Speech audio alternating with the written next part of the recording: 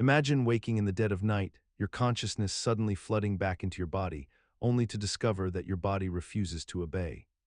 Your eyes open to the darkness of your bedroom, and you become acutely aware that you cannot move, cannot call out, cannot do anything except lie there in frozen stillness while your mind races with panic. This is sleep paralysis, a phenomenon that affects millions of people worldwide, often striking without warning and leaving them suspended in a state of profound helplessness that can last anywhere from a few seconds to several minutes. During these episodes, individuals report feeling an overwhelming pressure on their chest, a suffocating sensation that makes each breath feel labored and deliberate, and many describe a haunting presence in the room, a shadowy figure or malevolent force standing nearby, watching them in their vulnerable state. The experience is so vivid, so entirely convincing, that the boundary between what is real and what is neurological hallucination becomes almost impossible to discern in those terrifying moments.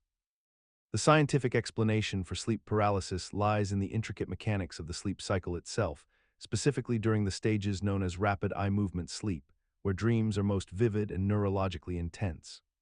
During these periods, your brain essentially paralyzes your voluntary muscles as a protective mechanism, preventing you from acting out your dreams and potentially harming yourself or others in your environment. Normally, this temporary paralysis aligns perfectly with your sleep state, and you remain blissfully unaware of it. However, when the boundaries between sleep and wakefulness become disrupted or misaligned, when your consciousness awakens before your body's paralysis has released its grip, you find yourself trapped in this liminal space where your mind is fully aware and alert, but your physical form remains locked in place. Consider the peculiar experience of becoming aware within the dream itself, that moment when the sleeping mind recognizes its own state of dreaming while the dream continues to unfold around you, creating a strange doubled consciousness where you exist simultaneously as both the observer and the observed, the creator and the created within your own private theater of the mind.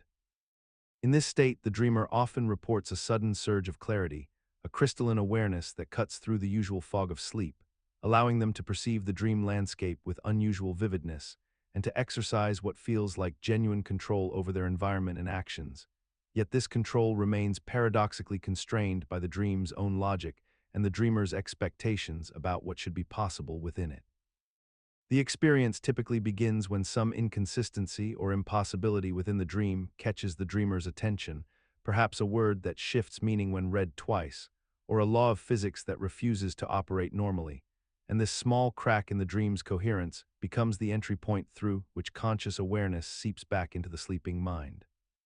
The mechanisms underlying lucid dreaming appear to involve a partial reactivation of the brain's frontal regions, those areas responsible for critical evaluation and self-reflection, even while the brain remains in the neurological state of REM sleep, creating a hybrid condition that is neither fully awake nor fully asleep, but something distinctly in between, a state that neuroscience has only begun to map and understand. During this condition, the default mode network of the brain, which typically quiets during REM sleep, shows unusual activity, allowing for the kind of metacognitive awareness that permits the dreamer to think about their own thinking, to evaluate their circumstances, and to form intentions about their actions within the dream. Imagine the moment when you open your eyes, the familiar geometry of your bedroom coming into focus, the weight of blankets across your body, the soft light filtering through your curtains exactly as it should be, and you feel the profound relief of having escaped whatever dream held you moments before. You lie there for several seconds, perhaps minutes, fully convinced of your return to wakefulness, your consciousness feeling restored and lucid. Your thoughts seem clear, your sense of self intact, your awareness of your surroundings complete and convincing. Yet somewhere in the next layer of experience, you find yourself opening your eyes again, discovering that the first awakening was itself merely another dream, another carefully constructed simulation created by your sleeping mind that was so thorough, so detailed, so phenomenologically identical to actual waking that no alarm bells rang in your consciousness. False awakenings represent one of the most disorienting experiences the mind can generate, a recursive trap where the dream includes within itself the very experience of waking from the dream, creating loops of apparent consciousness that collapse repeatedly into further dreams. The mechanism underlying this phenomenon appears rooted in the brain's capacity to generate sensory information and temporal sequences during REM sleep with such fidelity that the waking state itself becomes indistinguishable from its simulation. The prefrontal cortex, responsible for critical judgment and reality testing, shows reduced activity during REM sleep, meaning the mind lacks its usual ability to question whether the scenario unfolding possesses genuine coherence with physical reality.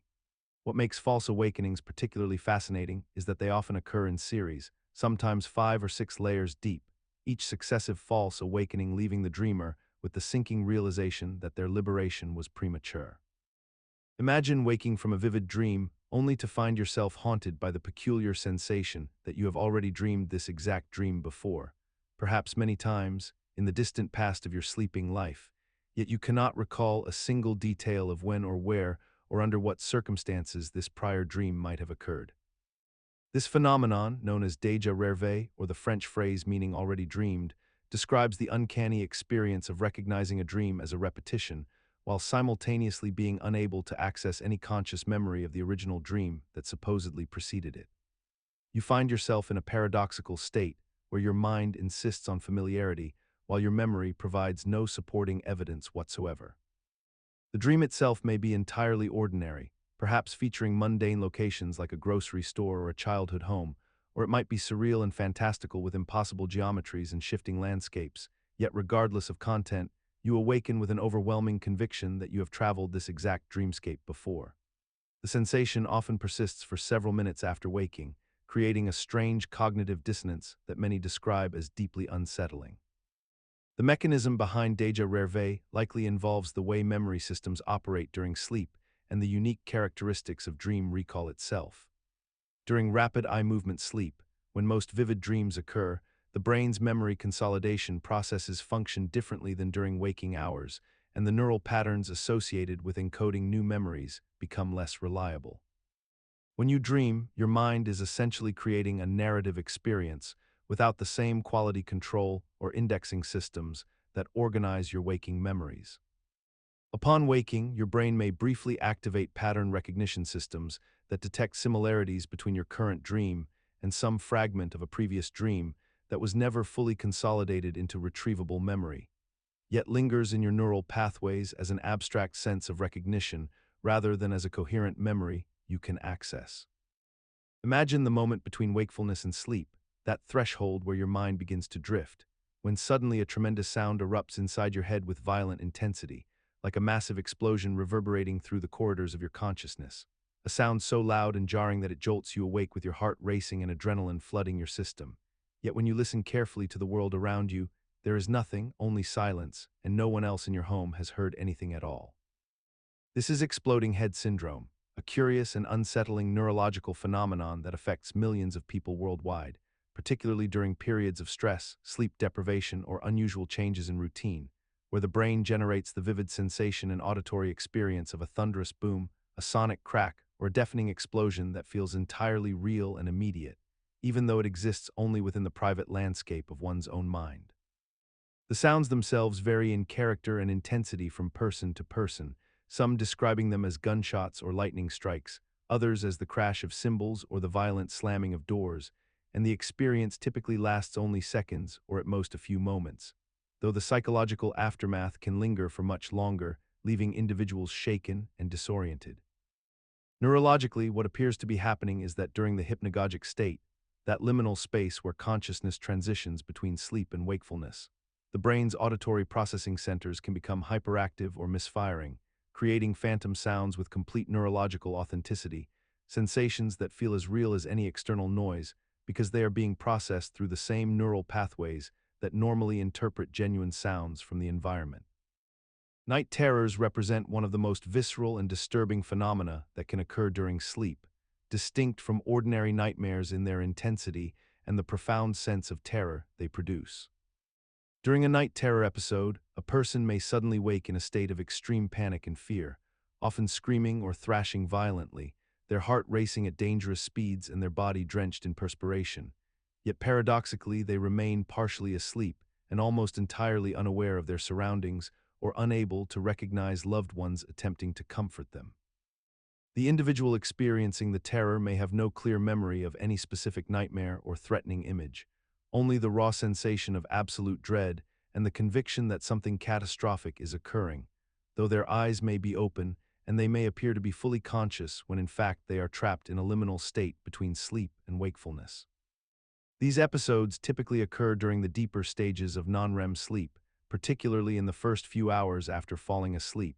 and can last anywhere from a few seconds to several minutes, leaving the affected person disoriented and confused once they fully awaken, with only fragmented or no recollection of what transpired. The physiological mechanism underlying night terrors involves a disruption in the normal sleep cycle architecture, where the brain fails to smoothly transition between sleep stages, resulting in a state where the motor systems remain partially activated while the higher cognitive centers that would normally suppress fear responses remain in a dreamlike state of diminished awareness. The amygdala, the brain region responsible for processing emotions including fear, becomes hyperactive during these episodes, flooding the nervous system with stress hormones like adrenaline, while simultaneously the prefrontal cortex, which would normally provide rational context and reality checking, remains largely offline. As you drift towards sleep, suspended in that peculiar threshold between wakefulness and dreams, your mind sometimes conjures vivid sensory experiences that feel entirely real in the moment, yet vanish the instant you fully awaken or fall completely asleep. You might see shadowy figures moving at the edge of your vision, or hear your name called out in a familiar voice, or feel the sensation of falling through empty space, jolting your body upright in sudden panic. These hypnagogic hallucinations occur during the drowsy minutes when your conscious mind is loosening its grip on reality, and your brain begins transitioning into the sleep state where different neurological processes take control. Your eyes may flutter open and closed, creating fractured visual input that your dimly aware consciousness struggles to interpret, and so it fills these gaps with fabrications drawn from memory, emotion, and expectation. Meanwhile, your brain chemistry is shifting, with certain neurotransmitters like serotonin and norepinephrine declining, while others like acetylcholine begin to rise, fundamentally altering how your neural networks process information and generate perceptions. The logical explanation seems straightforward enough. Your brain is simply misfiring during a vulnerable transition state, creating false sensations because the normal mechanisms that distinguish imagination from reality are temporarily offline. Yet despite our scientific understanding of this process, despite knowing precisely which brain regions are responsible and why they behave this way during sleep onset, hypnagogic hallucinations continue to provoke genuine fear and confusion in millions of people every single night. We have normalized these experiences through language and cultural reference, casually mentioning them in conversation as though they are merely quirks of human neurology, when in fact they reveal something unsettling about the fragility of our perception and how easily our minds can betray us even before we surrender to sleep. Consider the experience of dreaming about a specific event, only to witness that exact scenario unfold in waking life days or weeks later, complete with details you could not have possibly known through ordinary means. A person dreams of receiving a phone call from an old friend they haven't spoken to in years, and the next morning that friend calls unexpectedly. Another individual dreams of a particular accident occurring at an intersection, and later that week sees news coverage of that very incident happening at that location. These experiences, known as precognitive dreams, represent one of the mind's most compelling and persistent mysteries, occupying a strange space between coincidence and something far more enigmatic. The intensity of these experiences often leaves dreamers profoundly shaken, unable to dismiss them as mere chance, particularly when the dream contains specificity that seems impossible to explain through normal psychological processes. The mechanism behind precognitive dreams likely involves a complex interplay of pattern recognition, probability assessment, and selective memory reinforcement. Our brains are extraordinary pattern-matching machines, constantly processing information about the world and making unconscious predictions about future events based on subtle environmental cues, social dynamics, and statistical likelihood. During dreams, when our critical mind relaxes and our associative thinking expands, these predictive processes may surface in narrative form, creating scenarios that feel like glimpses into the future. Additionally, confirmation bias plays a significant role, as we tend to remember and emphasize dreams that seem to come true while forgetting the thousands that did not. The human mind is exceptionally skilled at finding connections and patterns, even where none objectively exist, and it readily selects certain memories over others based on emotional impact and narrative coherence. Yet despite our understanding of these psychological mechanisms, the phenomenon persists in human consciousness with remarkable tenacity. Have you ever experienced the disorienting sensation of waking up from a dream, only to find yourself still dreaming, and then waking again, layer upon layer, until you eventually reach true consciousness? This phenomenon, known as nested dreams or dreams within dreams, represents one of the most perplexing experiences the sleeping mind can generate, where the boundary between dream states becomes deliberately obscured and multiplied. In these experiences, a person finds themselves in what feels like wakefulness, perhaps sitting up in bed or walking through their home, experiencing vivid sensations and memories of having just awakened, only to discover through some anomaly or logical inconsistency that they remain asleep and dreaming still. The architecture of these nested dreams often creates 3, 4, or sometimes even 5 distinct layers of consciousness, each one convincing in its own right, each one equipped with its own set of memories and sensations that feel absolutely authentic. The mechanism behind nested dreams appears to involve the brain's remarkable ability to simulate wakefulness while simultaneously maintaining the dream state, creating parallel narratives of consciousness that the dreamer must navigate.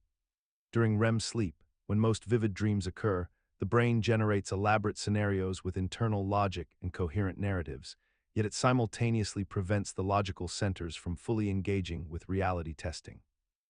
When a person dreams of waking up, the brain essentially doubles down on this simulation, creating a dream about waking up that itself contains all the sensory and emotional markers of authentic experience. The multiple layers may emerge from the brain's recursive processing patterns, where the same neural mechanisms that construct one dream layer become engaged in constructing the awareness of that layer as well. What makes nested dreams particularly fascinating is how they persist despite our understanding that they occur, and how they continue to surprise us with their internal consistency, even as we recognize intellectually that dreams cannot stack upon one another in any literal sense. Consider the experience of lying in bed during the twilight between wakefulness and sleep, when suddenly you become aware that you are floating above your own body, observing yourself from a perspective that seems entirely separate from your physical form, watching your own chest rising and falling with breath below you while you hang suspended in the darkness of your bedroom, unable to move, unable to call out, gripped by a profound sense of displacement that feels utterly real despite its obvious impossibility. This phenomenon, reported across cultures and centuries by countless individuals who swear to its authenticity, represents one of the most psychologically compelling illusions the mind can generate during states of altered consciousness. The mechanism behind these experiences appears to involve a temporary dissociation between the brain's sensory perception centers and its proprioceptive systems, which normally work in seamless coordination to create our unified sense of inhabiting our bodies in space. During the hypnagogic state, when neural activity in different brain regions becomes desynchronized, your consciousness may become aware while your body remains partially paralyzed in sleep, creating a terrifying paradox where your mind insists it has separated from flesh. The visual cortex continues generating imagery, the temporal lobe processes spatial orientation, yet none of these signals are properly integrated or grounded in real sensory input, producing the uncanny sensation of existing in two places simultaneously. What remains remarkable is how persistently these experiences continue to convince people of their literal truth, how the vividness and emotional intensity of the sensation overwhelms logical analysis, and how we have collectively normalized these events into a category of spiritual or paranormal phenomena rather than confronting them as evidence of the profound unreliability of subjective experience itself, suggesting that consciousness is far more malleable and easily deceived than our waking minds typically allow us to believe. Consider the experience of finding yourself in the same dreamscape night after night, walking through familiar corridors or encountering the same figure across weeks, months, or even years of sleep. Recurring dreams represent one of the most persistent mysteries of the sleeping mind, a phenomenon that transcends the typical ephemeral nature of dreams and establishes itself as a reliable, almost ritualistic pattern within our nocturnal consciousness. Most people experience at least one recurring dream during their lifetime, and many maintain several simultaneously, visiting the same locations or reliving similar scenarios with remarkable consistency, each iteration carrying its own subtle variations in mood, detail, or emotional weight. These dreams often feel distinct from the random, fragmented narratives that typically characterize sleep, instead possessing a strange coherence and intentionality that suggests something deeper is at work within the architecture of the mind. The locations themselves often feel strangely real and geographically consistent, as though you are remembering a place rather than inventing it, with the same staircases, windows, and doorways appearing exactly where you expect them, night after night. Psychologically, recurring dreams may represent unresolved conflicts, persistent anxieties, or psychological material that the conscious mind has not adequately processed during waking hours. The brain, operating under the theory suggests, cycles through the same emotional or cognitive themes repeatedly until some form of resolution or understanding is achieved, much like a record skipping on the same groove. Yet what remains truly mysterious is the mechanism by which these dreams maintain their consistency and resilience, why certain dreamscapes establish themselves so firmly in our sleeping consciousness, and what determines when a recurring dream finally ceases its visitations, often without warning or apparent resolution. We have normalized this phenomenon as a common experience, filing it away as curiosity rather than the profoundly strange occurrence it represents when examined closely. Consider the peculiar experience reported across cultures and throughout history, where two or more individuals claim to have encountered one another within the landscape of a dream, often with striking consistency in their accounts of what occurred during that shared nocturnal experience. A person might drift into sleep in one location and find themselves in a dreamscape where they encounter a friend or family member, and upon waking and recounting the details, they discover that the other person experienced the same dream environment, the same conversations, sometimes even the same symbolic imagery, as though they had been occupying the same mental space simultaneously. These accounts persist with remarkable frequency among people who share deep emotional bonds, whether romantic partners living together, twins separated by distance, or lifelong friends connected by profound history. The reported details often contain specificity that seems unlikely to emerge from mere coincidence, with individuals describing the same furniture arrangements, the same conversations word for word, or the same unexpected visitors appearing in both their dream narratives. From a neurological perspective, the mechanism remains obscure because dreams themselves are fundamentally private phenomena, generated entirely within individual neural activity, yet the consistency of these mutual accounts suggests something operates beyond our current understanding of consciousness and brain function. Some researchers propose that shared dreaming might involve a form of telepathic communication between sleeping minds, though such explanations remain outside conventional neuroscience, while others suggest that deep psychological synchronization between intimate partners might create parallel dream narratives that mirror each other without actual sharing. As you settle into the early stages of sleep, that peculiar moment when consciousness begins to slip away and your body grows heavy, you may suddenly experience an involuntary twitch or jerk that startles you awake, leaving you momentarily disoriented and your heart racing slightly faster than moments before. These sudden muscle spasms, known as Hypnic Jerks or Hypnagogic Jerks, occur precisely at that threshold between wakefulness and sleep, and they affect the vast majority of people at some point in their lives, yet they remain one of the body's most persistent and unexplained mysteries. The jerks themselves are typically brief and localized, often affecting the legs, arms, or sometimes the entire body, and they frequently come accompanied by a sensation of falling or stumbling, as though your body is reacting to some imagined loss of balance or physical threat that has no basis in reality. Scientists and sleep researchers have proposed several theories to explain these phenomena, including the evolutionary hypothesis that suggests hypnic jerks are ancient reflexes designed to prevent our primate ancestors from falling from trees during sleep, a mechanism that no longer serves any practical purpose in our modern bedrooms and yet persists nonetheless. Another prevailing explanation centers on the transitional state of the nervous system, proposing that as your brain shifts from wakefulness to sleep, there is a brief period of neurological confusion during which motor control systems may fire unexpectedly or incompletely, creating these sudden involuntary movements. Despite these logical explanations, the phenomenon remains somewhat mysterious because the jerk often serves no adaptive function in contemporary human life, and yet we continue to experience it night after night, generation after generation, without any evolutionary pressure to eliminate it, suggesting that it may be simply a harmless byproduct of how our brains manage the complex transition between different states of consciousness. A quirk of neurology that we have collectively accepted as normal and unremarkable, even as it continues to disrupt our journey into sleep.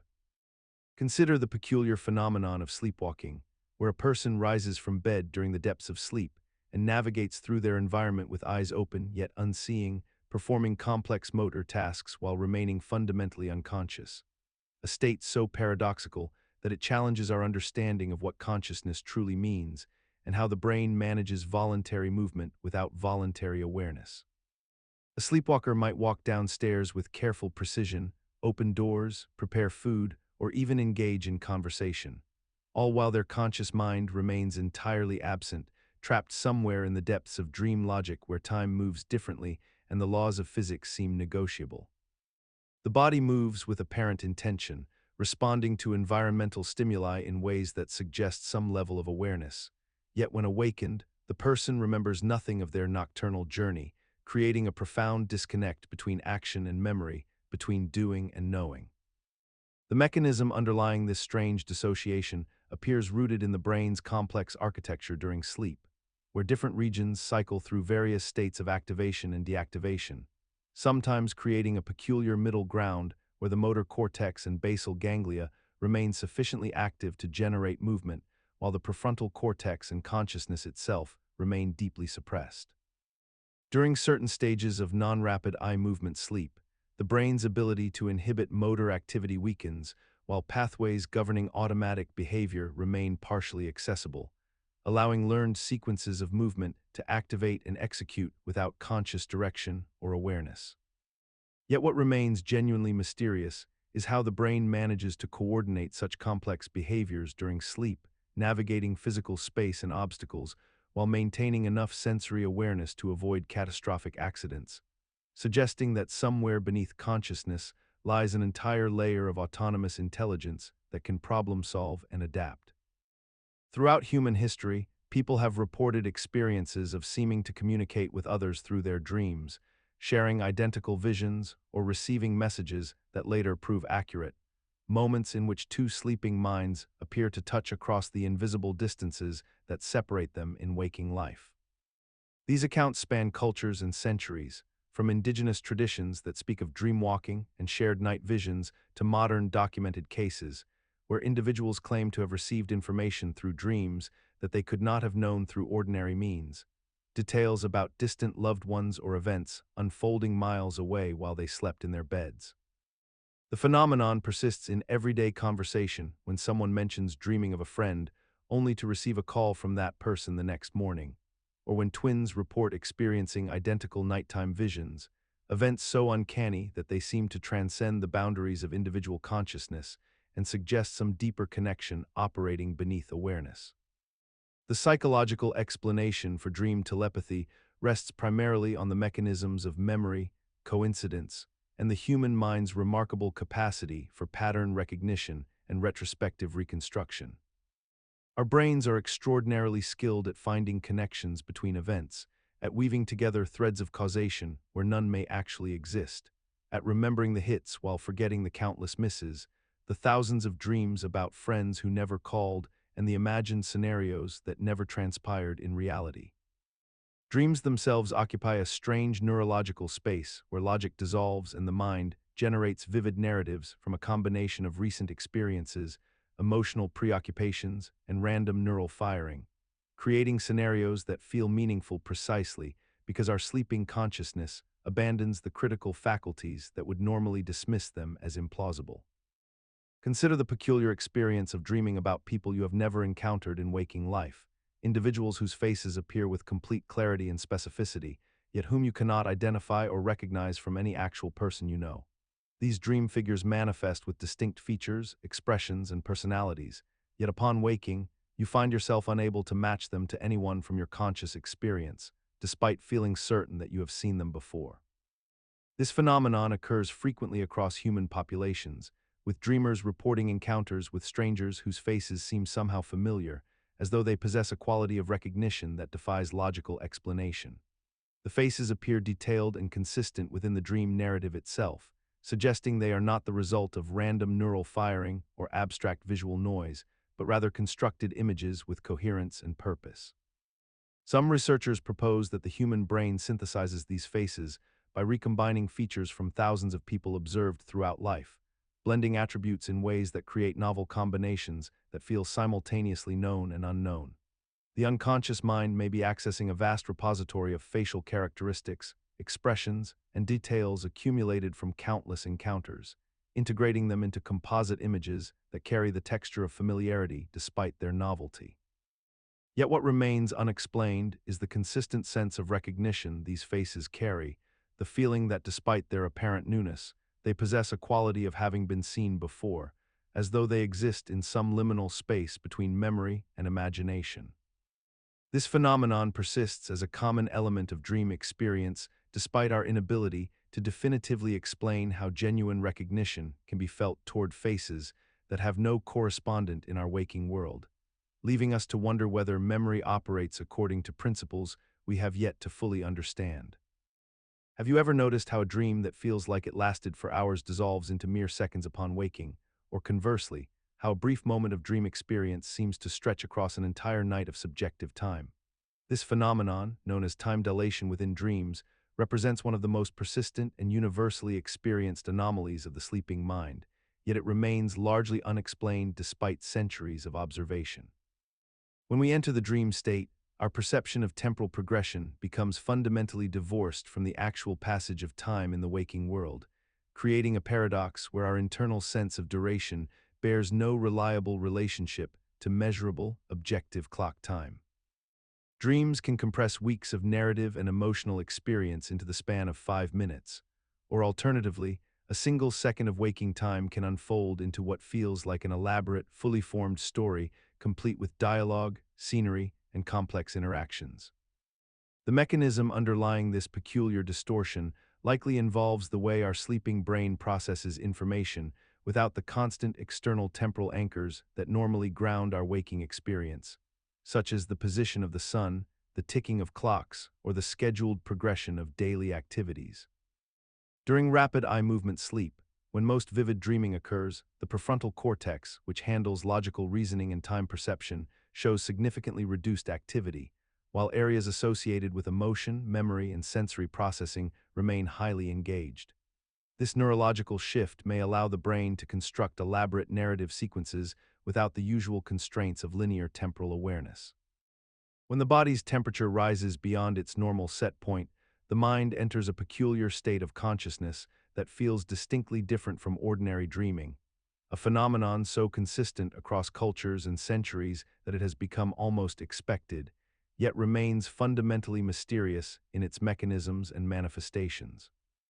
The fever dream is characterized by an intense vividness that surpasses normal REM sleep, where colors appear oversaturated, emotions amplify to almost unbearable extremes, and the narrative logic of the dream becomes increasingly fractured and nonsensical, creating experiences where loved ones morph into strangers, rooms expand into impossible geometries, and time itself seems to stretch and compress without warning or pattern. During these episodes, the body struggles with infection or illness, attempting to raise its core temperature as a defense mechanism, while simultaneously the brain experiences a kind of neurochemical storm where the normal regulatory systems that govern sleep and wakefulness become compromised by the fever's effects on neurotransmitter balance and the inflammatory response cascading through the nervous system.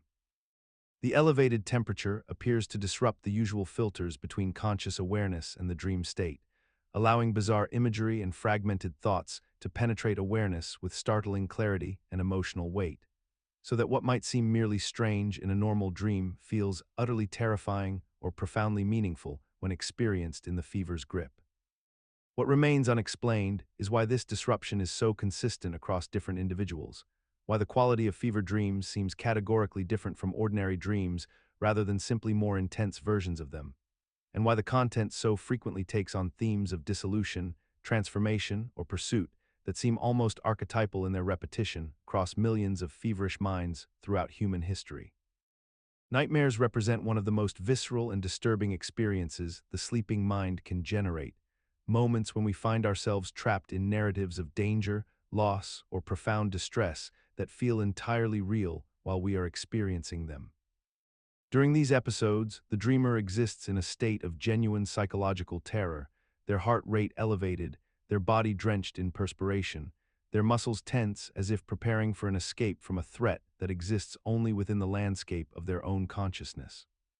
The nightmare unfolds with a kind of narrative coherence that makes it convincing, populated by impossible scenarios that somehow obey their own internal logic, featuring threats that pursue relentlessly or disasters that cascade in ways that feel horrifyingly inevitable.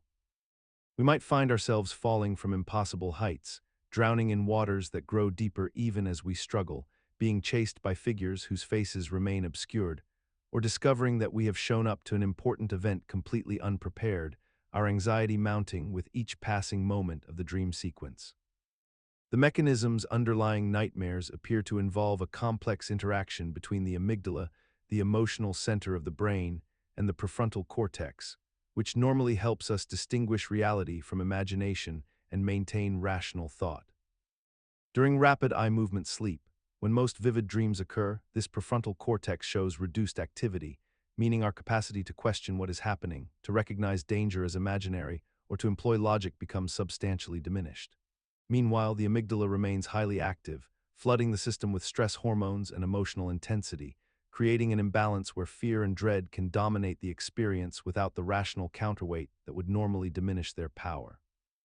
The brain essentially generates a threat that it cannot evaluate objectively, creating a psychological loop where the dreamer feels genuinely endangered while remaining completely unable to access the information that they are safe in their bed. Consider the experience that countless people across cultures and centuries have reported with remarkable consistency. The sensation of one's consciousness separating from the physical body and traveling through space, observing the world from an impossible vantage point, or traversing otherworldly realms entirely. During these episodes, individuals describe floating above their own sleeping form, seeing their bedroom from above with perfect clarity, sometimes drifting through walls or across vast distances, all while their body remains motionless in bed. They report feeling a sense of profound presence and awareness, even heightened consciousness in some cases, yet their physical body cannot move or respond. Upon waking, they carry detailed memories of these experiences, often with such vividness and emotional intensity that they struggle to dismiss the events as mere dreams, despite the fundamental impossibility of consciousness existing separately from the brain. The psychological mechanisms underlying these experiences remain a subject of genuine scientific curiosity, as researchers have identified several neurological states that may contribute to such phenomena. During the transition between sleep and wakefulness, the brain can enter a unique condition where certain regions associated with self-awareness and spatial perception remain highly active while the motor cortex remains essentially paralyzed, creating what neuroscientists call sleep paralysis with lucid hallucination. In these moments, the brain may generate a sophisticated spatial map of the environment based on memory and expectation rather than actual sensory input, essentially creating a convincing simulation of the external world that the conscious mind interprets as genuine perception. The phenomenon appears related to REM sleep intrusion, when the vivid dream generation systems of the brain activate while consciousness remains partially aware, producing an uncanny hybrid state where the dreamer feels awake yet experiences impossible events. Deep within the realm of sleep disorders exists a phenomenon so peculiar and intimate that it remains one of the most underreported and misunderstood conditions affecting human consciousness. And this condition is known as sexsomnia, a parasomnia during which individuals engage in sexual behaviors while remaining entirely unconscious and unaware of their actions throughout the entire episode. During these episodes, a sleeping person may initiate sexual contact with their bed partner, move their body in explicitly sexual ways, or vocalize sexually explicit words and phrases, all while their conscious mind remains completely disconnected from the experience, existing in a state of genuine unawareness that persists even when the sleeping individual's eyes may appear open or partially open, creating a deeply disorienting situation for any partner who witnesses or experiences these nocturnal episodes. The condition appears to arise from a neurological misfire during the sleep cycle, particularly during non-rapid eye movement sleep stages, where the brain fails to properly regulate the boundary between conscious intention and physical action, resulting in motor activity that would normally require conscious decision-making to occur spontaneously and without cognitive involvement whatsoever. Research suggests that sexsomnia may be triggered by stress, fatigue, alcohol consumption, certain medications, or underlying sleep disorders such as sleep apnea, as these factors can disrupt the delicate neural mechanisms that typically maintain sleep's protective barrier against unwanted physical expression. The person experiencing sexsomnia possesses no memory of their actions upon waking, often learning about their nighttime behavior only through their partner's account or concerned communication, leading to profound confusion, embarrassment, and relationship strain that many couples find difficult to navigate or discuss openly. Consider the peculiar experience of waking to discover that you have been engaged in full conversations while entirely unconscious, articulating words and sentences with remarkable clarity despite being completely disconnected from the waking world and its demands for coherent thought. Sleep talking, or somnoloquy as it is formally known, represents one of the most intimate windows into the fractured nature of consciousness during sleep, a phenomenon wherein the vocal apparatus continues to function and produce speech even as the mind exists in an altogether different realm of awareness. The experience is remarkably common, affecting somewhere between 5 and 15% of the adult population on any given night, though many more experience it sporadically throughout their lives, often unaware of their own nocturnal utterances, until informed by a sleeping partner or family member who witnesses these strange monologues. The content of sleep talking varies enormously, ranging from simple monosyllabic utterances and fragmented nonsense to elaborate narratives that seem to follow the logic of dreams, complete with emotional inflections and responses to imaginary interlocutors who exist only in the sleeping mind's constructed reality. What makes this phenomenon particularly compelling is the apparent paradox underlying it, for while the higher-order cognitive functions that govern language production and voluntary control seem to be offline during sleep, the motor pathways that control speech remain somehow active and responsive, operating according to rules that belong to neither waking nor sleeping consciousness, but rather exist in some liminal space between them. The neurological explanation points to the possibility that sleep talking emerges during transitions between sleep stages, particularly during rapid eye movement sleep, when the brain exhibits heightened activity despite profound muscle atonia, or during lighter stages of non-rapid eye movement sleep, when consciousness has not yet fully surrendered control of all bodily systems. Imagine waking in the morning to discover that furniture has been overturned, that your body bears fresh bruises, and that your sleeping partner has retreated to another room out of fear for their safety, yet you retain no memory whatsoever of the violence that occurred during your sleep. This is the startling reality for those living with REM behavior disorder, a parasomnia in which the brain's natural muscle atonia, the temporary paralysis that normally occurs during rapid eye movement sleep to prevent us from acting out our dreams, fails to engage properly. During normal REM sleep, our minds generate vivid narratives and intense emotions, yet our bodies remain essentially locked in place, unable to translate the dream's chaotic impulses into physical action. However, in those afflicted with this condition, the disconnect between mind and body dissolves entirely, and the dreamer awakens to find themselves having physically enacted the contents of their nightmares with startling literal precision. A person might dream of being attacked and find themselves throwing punches at the darkness, or dream of fleeing danger, and awaken to discover they have jumped from a bed or crashed through a window in their desperate escape.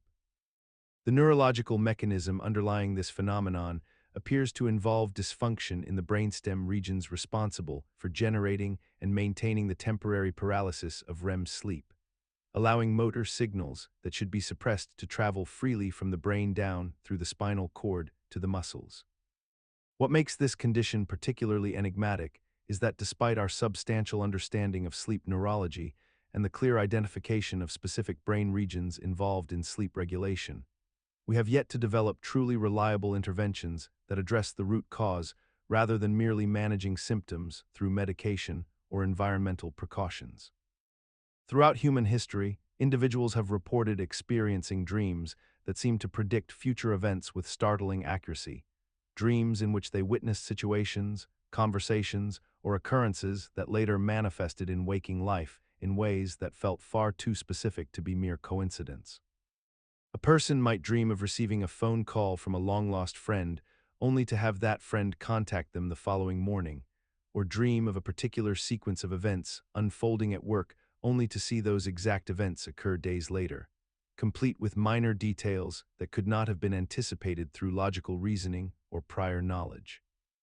These prophetic dreams persist across cultures and centuries, documented in the diaries of notable figures, referenced in ancient texts, and discussed in contemporary sleep research, suggesting they represent something fundamental to how the dreaming mind operates at the edge of our understanding.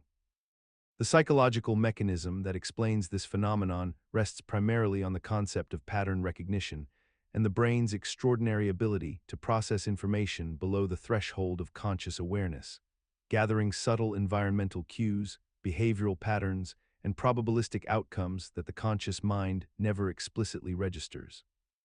When we sleep, the brain continues to synthesize these accumulated observations into narrative scenarios that feel remarkably prescient,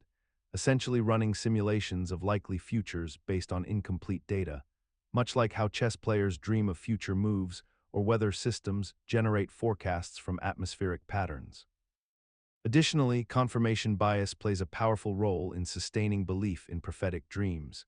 as we tend to remember with vivid clarity the dreams that happen to align with reality, while forgetting the thousands of dreams that bore no relationship to subsequent events whatsoever, creating an illusory pattern of precognition from what is ultimately statistical inevitability. Picture yourself lying in bed, fully conscious and aware, convinced that you have finally awakened from a troubling dream, only to discover moments later that this awakening itself was merely another layer of the dream, and you remain trapped within the constructed reality of your sleeping mind.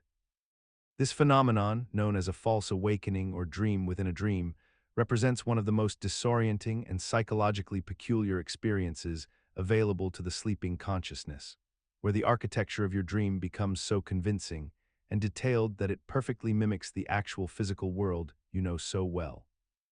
You might find yourself going through the motions of your morning routine, feeling the texture of your sheets, hearing the ambient sounds of your bedroom, even experiencing the sensation of cold water on your face as you wash, all while remaining completely asleep and unknowingly trapped in a nested layer of unconsciousness. The mechanism behind this phenomenon relates to how your brain constructs reality during sleep. During REM sleep, your prefrontal cortex, which handles critical thinking and reality testing, becomes significantly less active, while your visual cortex and emotional centers remain highly engaged, creating an internal world that feels entirely authentic and present. Your brain essentially generates all sensory information internally, including the feeling of waking up, the appearance of your surroundings, and the logical progression of events that would typically confirm you are awake, yet none of this information actually comes from external sources. What makes this experience particularly unnerving is that despite possessing the same cognitive abilities while awake, your sleeping brain cannot reliably distinguish between genuine sensory input and internally generated simulation, and you remain convinced of your awakened state even as you remain fully asleep. Some people experience multiple layers of this phenomenon, awakening from one false awakening into another, then another, creating a cascading series of pseudo-awakenings that can feel endless and deeply unsettling.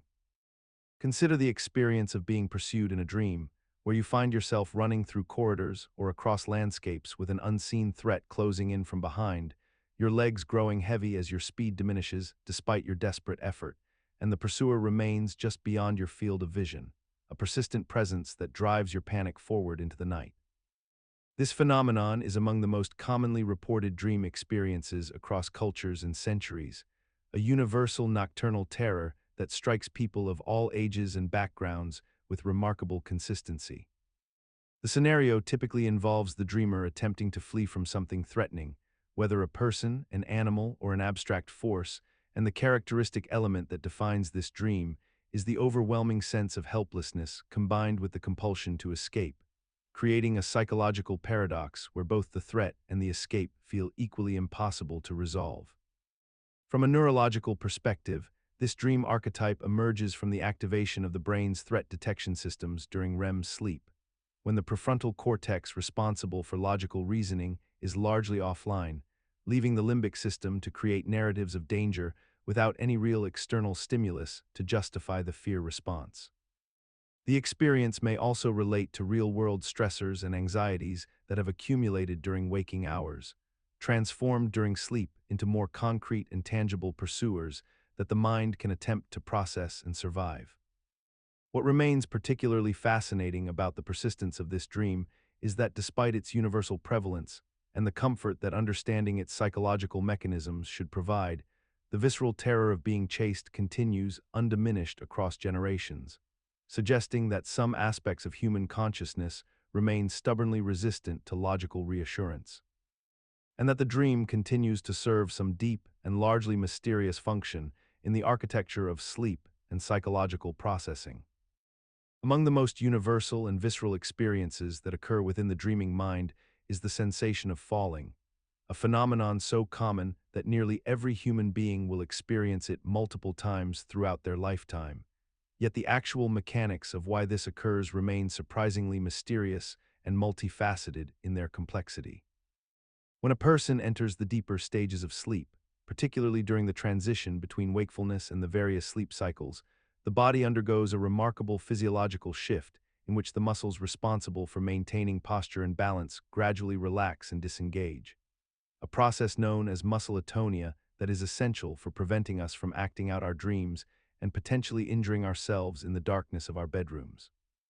During these moments of muscular relaxation, the inner ear and the vestibular system, which are responsible for our sense of spatial orientation and balance during waking hours, can become confused or hyperactive due to the altered neurological state of sleep, causing the brain to misinterpret signals about our body's position in space and generating the powerful illusion that we are descending rapidly through an endless void. The psychological dimension of falling dreams is equally compelling, as neuroscientists and dream researchers suggest that this sensation may represent an unconscious processing of anxiety, loss of control, or a fear of failure that resides within our waking minds, transforming abstract emotional concerns into tangible physical sensations that the dreaming brain can experience and process. What makes falling dreams particularly persistent and puzzling is that despite our rational understanding of these mechanisms, despite knowing with absolute certainty that we are safely ensconced in our beds and surrounded by solid surfaces, the experience remains intensely convincing and emotionally powerful each time it occurs, suggesting that the dreaming consciousness operates under fundamentally different rules than waking logic, rendering our intellectual knowledge almost irrelevant to the experience itself. Among the most universally reported and deeply cherished of all nocturnal experiences, flying dreams represent a state of consciousness where the dreamer finds themselves suspended in air, moving through three-dimensional space with a freedom that defies the laws of gravity and physics that govern waking life. These dreams occur across cultures, age groups, and psychological profiles with remarkable consistency, manifesting in countless variations where the dreamer might soar effortlessly like a bird, propel themselves through sheer willpower, or discover they possess wings or other means of propulsion that emerge spontaneously from their own body. The sensation is typically accompanied by a profound sense of liberation, exhilaration, and control, as the dreamer experiences weightlessness and the ability to navigate landscapes from an elevated perspective, seeing familiar terrain transformed into something entirely new when viewed from above. Psychologically, researchers have proposed that flying dreams emerge from the brain's attempt to interpret the vestibular sensations that occur during sleep, those neurological signals related to balance and spatial orientation that remain partially active even as the conscious mind drifts into the dreaming state. The brain appears to construct narratives around these internal signals, translating the unusual proprioceptive feedback into the convincing sensation of aerial movement, creating an elaborate explanation for the disconnect between the body's stillness and the mind's perception of motion through space. Yet despite our advancing understanding of neuroscience and sleep physiology, flying dreams retain an almost mythological quality in human consciousness, persisting as moments of genuine wonder even for those who comprehend the mechanisms at work. suggesting that some experiences maintain their significance regardless of whether we can fully explain them. Among the most universally reported dreams across cultures and centuries stands the peculiar experience of teeth falling out, a phenomenon so common that entire populations speak of it with an almost familiar recognition, as though this nocturnal event has become woven into the fabric of human consciousness itself.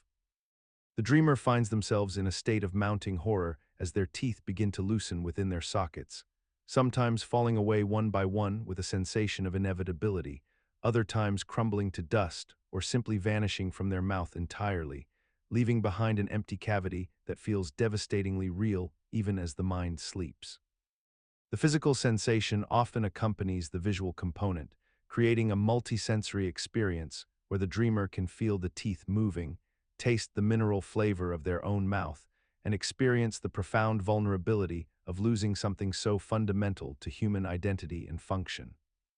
Psychologically, researchers have long theorized that this dream taps into our deepest anxieties surrounding loss, aging, and the passage of time, since teeth are among the first things to deteriorate with age and among the last things we consciously maintain throughout our entire lives. The symbolism runs deep and almost archetypal, suggesting that the dream reaches into primitive fears about our own mortality and the slow erosion of our physical bodies, while simultaneously reflecting contemporary anxieties about appearance, social presentation, and the judgment of others. Yet despite decades of psychological analysis and explanation, despite our ability to articulate why these dreams occur and what they likely represent, the phenomenon persists with undiminished frequency and emotional intensity, suggesting that understanding the mechanism does not diminish the dream's power to disturb us, and that perhaps there exists something beyond rational explanation in how our sleeping minds conjure these scenes with such consistent precision. Consider the dream where you find yourself standing in a crowded space, a classroom, a workplace, a public street, suddenly aware that you are completely unclothed while everyone around you remains fully dressed and occupied with their daily activities.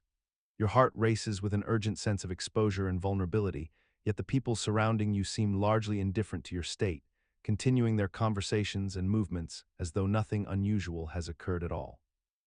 This dream persists across cultures and generations, appearing in the sleep cycles of people from vastly different backgrounds, suggesting something universal about the human psyche's relationship with vulnerability and social presentation.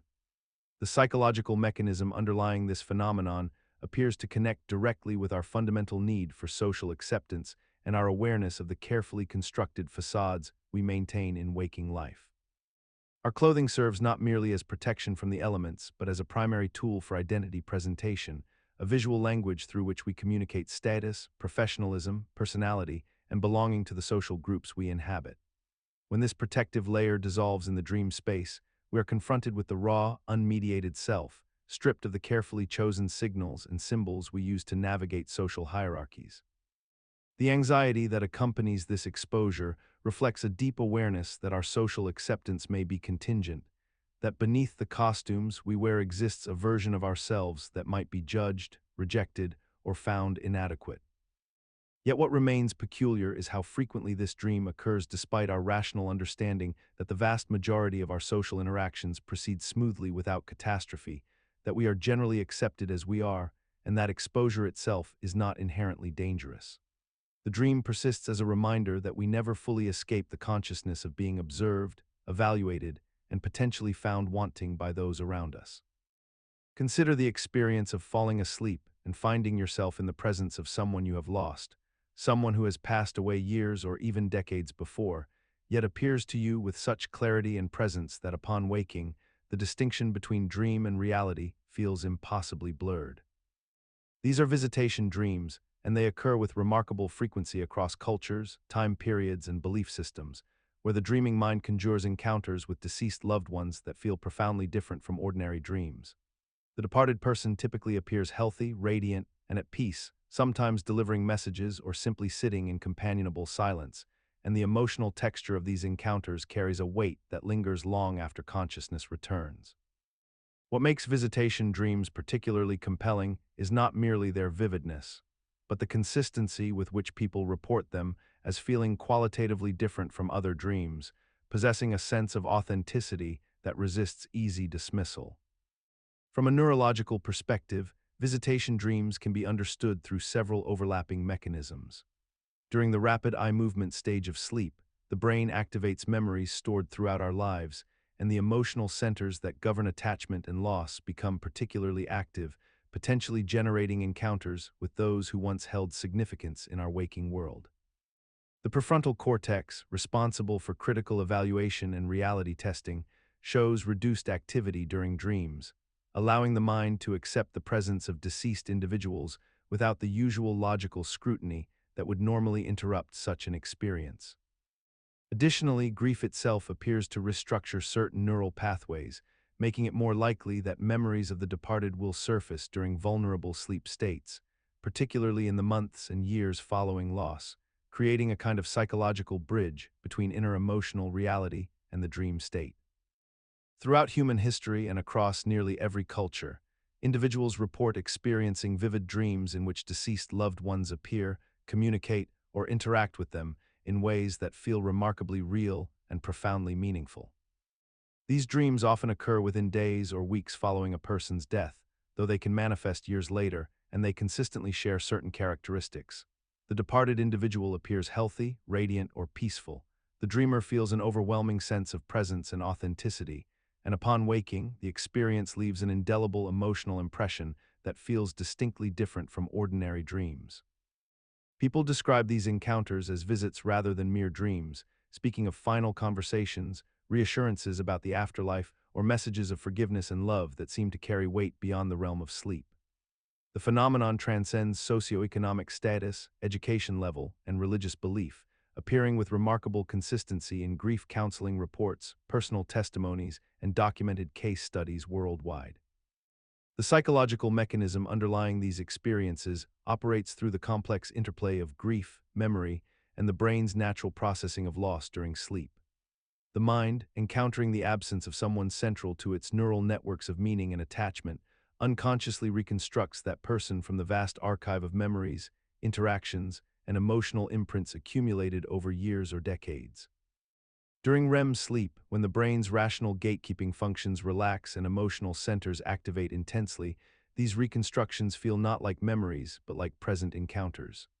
The grieving brain essentially creates what it desperately needs: a final interaction, a moment of closure, or evidence that the bond persists beyond death. Neurotransmitter levels shift during grief, altering dream content and vividness, while the emotional intensity of loss primes the dreamer's brain to interpret ambiguous dream imagery as meaningful communication rather than random neural firing. Within the landscape of dreams, buildings and structures often defy the fundamental laws of physics and geometry that govern our waking world, yet we navigate them with complete acceptance and without hesitation or confusion. You find yourself walking through a corridor that seems to stretch infinitely in both directions while simultaneously being contained within a small room, or you encounter staircases that lead upward while somehow also descending, creating a spatial paradox that would be structurally impossible in any real building. Doorways open onto impossible vistas where the interior of a house is larger than the exterior dimensions should logically allow, where walls curve at angles that would collapse under their own weight, and where entire rooms exist within spaces that appear far too small to contain them. The psychological mechanism behind this phenomenon appears to stem from the dreaming mind's fundamental departure from logical spatial reasoning during sleep, when the regions of the brain responsible for maintaining consistent three-dimensional awareness become less active, allowing the hippocampus and visual cortex to construct environments based purely on emotional associations and narrative continuity rather than geometric laws. We accept these impossible spaces because in dreams, consistency of physics is subordinate to consistency of feeling and story, meaning that a building can simultaneously be a childhood home and an ancient temple and a futuristic city without any contradiction that troubles us. What is remarkable is how completely normalized this becomes, how rarely we pause within the dream itself to question how we are moving through these structures, suggesting that the dreaming mind operates under entirely different parameters of what constitutes reality and acceptability, parameters that seem entirely sufficient for navigating the dream world with perfect confidence, despite the fact that every principle of architecture and spatial logic has been thoroughly violated. There exists a peculiar category of dreams in which the dreamer finds themselves walking down a corridor or hallway that seems to extend infinitely in one or both directions, with doors lining the walls at regular intervals, windows that reveal only darkness or repeating landscapes, and a sense of perpetual forward motion despite never actually reaching a destination. The individual may notice that the hallway appears identical to itself every few steps, creating a visual loop that the conscious mind registers as impossible yet accepts without question, walking past the same paintings, the same sconces, the same architectural details over and over again while somehow never standing still. Often there is a purpose driving this endless traverse, a vague urgency suggesting that something waits at the end, a room that must be reached or a person who needs to be found, yet each turn or each door opens only to reveal another identical stretch of corridor, extending once more into an unmeasurable distance that defies both spatial logic and the dreamer's growing awareness that progress itself has become an illusion. The psychological mechanism underlying this phenomenon appears connected to the brain's processing of repetition and pattern recognition during rapid eye movement sleep, when the visual cortex generates imagery while simultaneously the prefrontal cortex, responsible for logical evaluation, operates at significantly reduced capacity. This creates a scenario where the mind can accept contradictory information without resistance. The hallway is both the same and different. Progress is simultaneously being made and impossible. Direction maintains meaning even as spatial coherence collapses. The dream persists because it requires no resolution. Unlike a nightmare that typically concludes when fear reaches a threshold or a goal-oriented dream that ends upon completion, the endless hallway sustains itself through its very nature of incompleteness, asking nothing of the dreamer except continued forward motion. Have you ever passed someone on the street or in a crowded place and felt an overwhelming sense of recognition, as though you have known this person intimately in some distant past, yet you cannot place where or when this encounter might have occurred? This phenomenon, which we might call familiar strangers, represents one of the more intriguing paradoxes of human perception and memory. In your waking life, you might dismiss such moments as coincidence or mistake them for a fleeting resemblance to someone you once knew. But in dreams, this sensation becomes far more pronounced and emotionally charged. You find yourself in conversation with a figure whose face remains perpetually unclear, whose voice carries the weight of significance, and whose presence in your dream feels as natural and necessary as the presence of someone you have loved for years. Yet upon waking, you cannot retrieve any information about who they might be. The psychological mechanism underlying this experience involves the brain's tendency to blend and synthesize memories, extracting emotional impressions and compositional elements from numerous real people in your life, while creating an entirely new person who somehow embodies the essence of familiarity itself. This process may draw from patterns of behavior, specific mannerisms, or deeply embedded archetypal figures that have shaped your psychological development. What makes this phenomenon particularly fascinating is that despite our growing understanding of how memory and pattern recognition work, we continue to experience these dream encounters as genuinely meaningful rather than as the brain's creative recombination of experience. We treat the familiar stranger in our dreams with the same emotional investment we would offer to a true companion,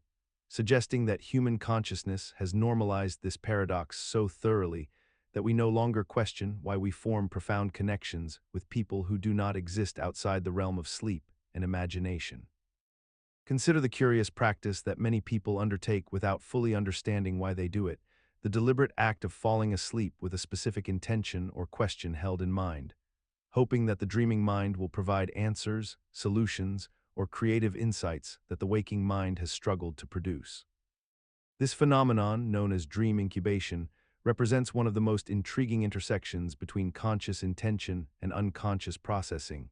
a practice that has persisted across cultures and centuries despite our inability to fully explain how or why it works. The process typically begins in the evening when someone facing a problem or creative challenge consciously directs their attention toward it before sleep, repeating affirmations or questions like a mental ritual, and then surrendering to slumber with the expectation that their dreaming mind will work on the matter while they sleep. What makes this phenomenon particularly fascinating is that countless individuals report genuinely useful results from this practice. claiming that solutions emerge in dreams with surprising clarity and originality, that creative breakthroughs arrive fully formed from the sleeping mind, and that answers to seemingly intractable problems suddenly become obvious after a night of dream incubation. The psychological mechanism underlying this effect likely involves the way sleep reorganizes neural networks and allows for unusual associations between distant concepts, enabling the brain to approach problems from angles that rigid waking logic cannot access, while the reduced inhibition during REM sleep permits the kind of lateral thinking that breakthrough ideas require.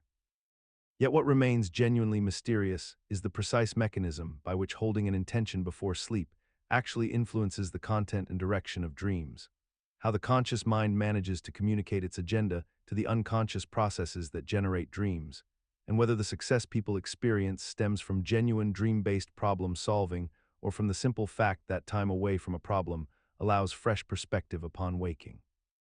Imagine a person sitting at their desk, ostensibly working on a task, yet their mind has wandered so deeply into an elaborate internal narrative that hours pass without awareness of time's progression. They construct intricate scenarios involving themselves as protagonists in complex storylines, complete with dialogue, emotional arcs, and detailed environments that feel entirely real within their consciousness.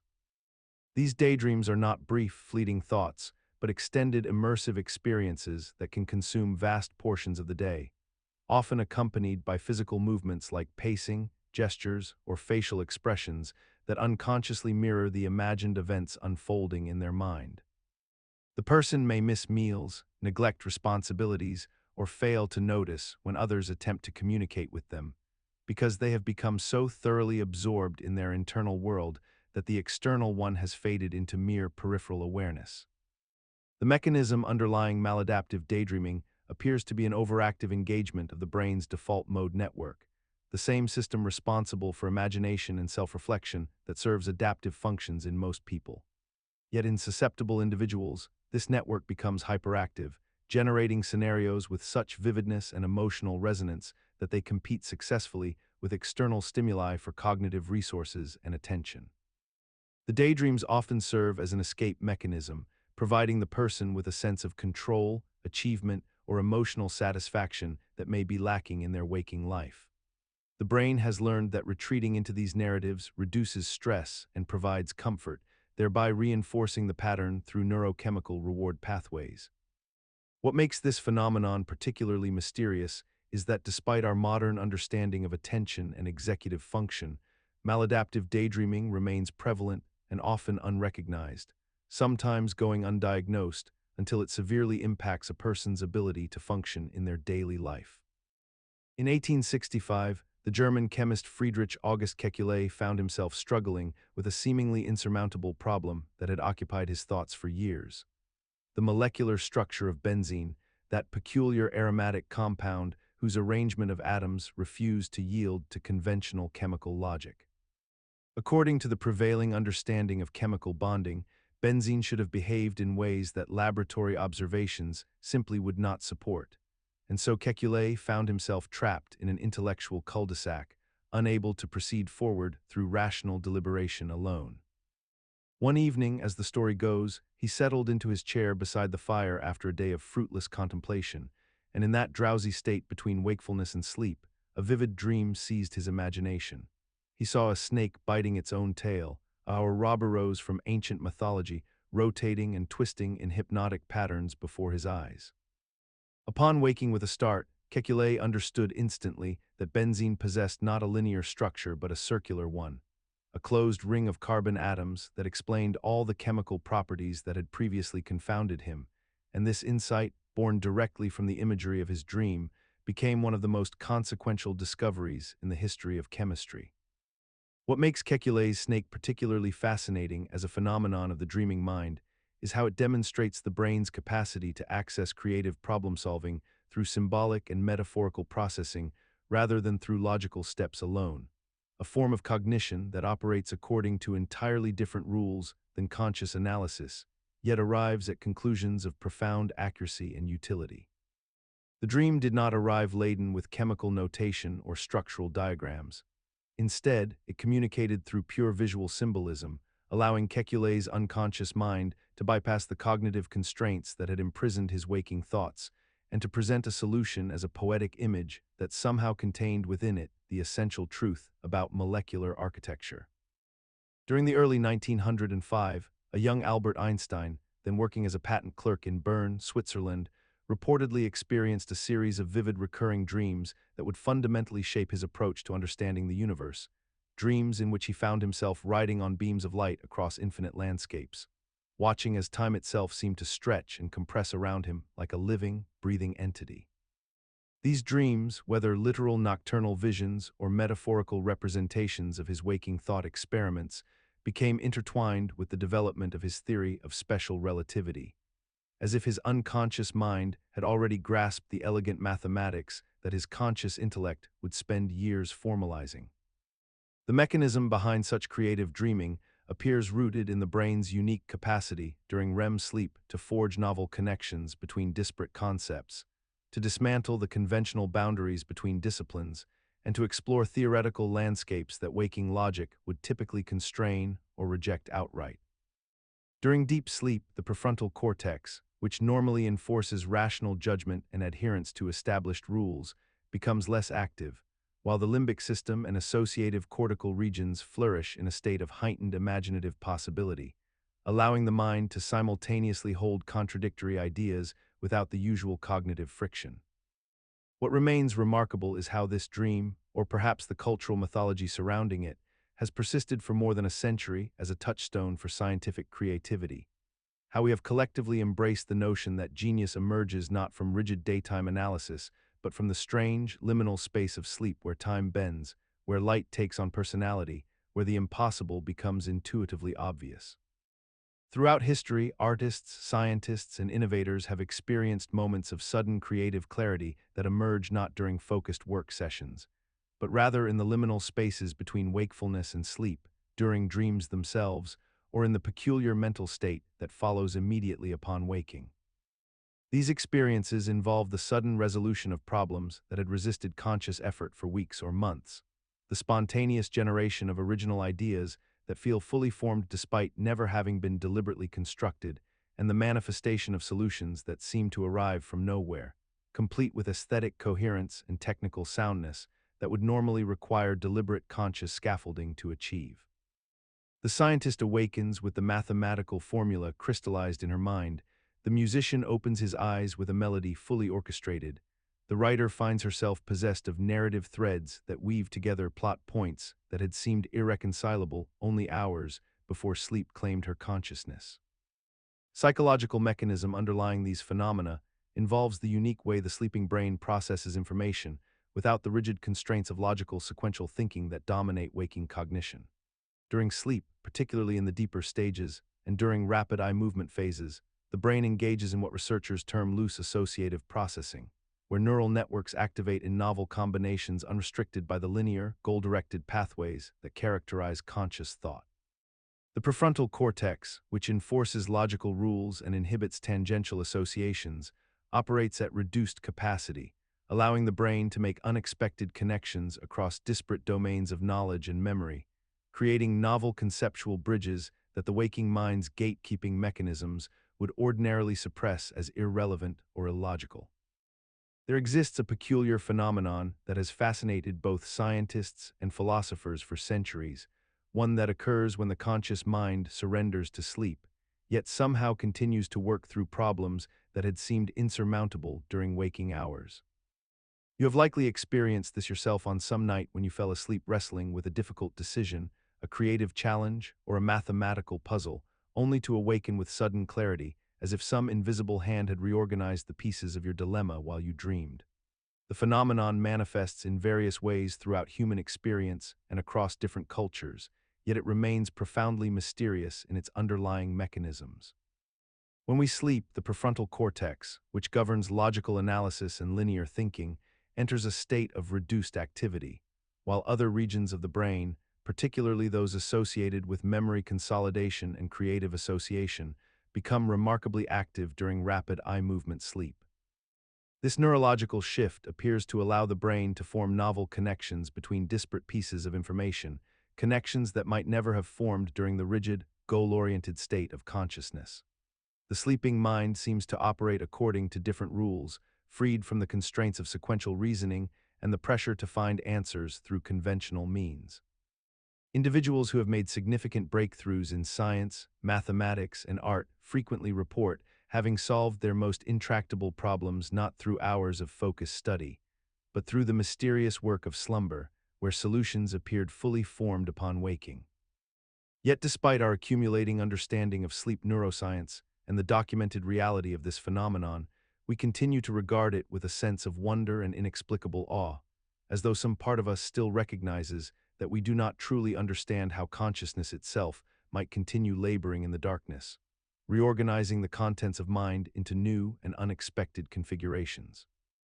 Have you ever found yourself listening to a complete symphony while sleeping, or humming a melody upon waking that felt entirely original, yet you cannot recall composing it or hearing it anywhere in your waking life?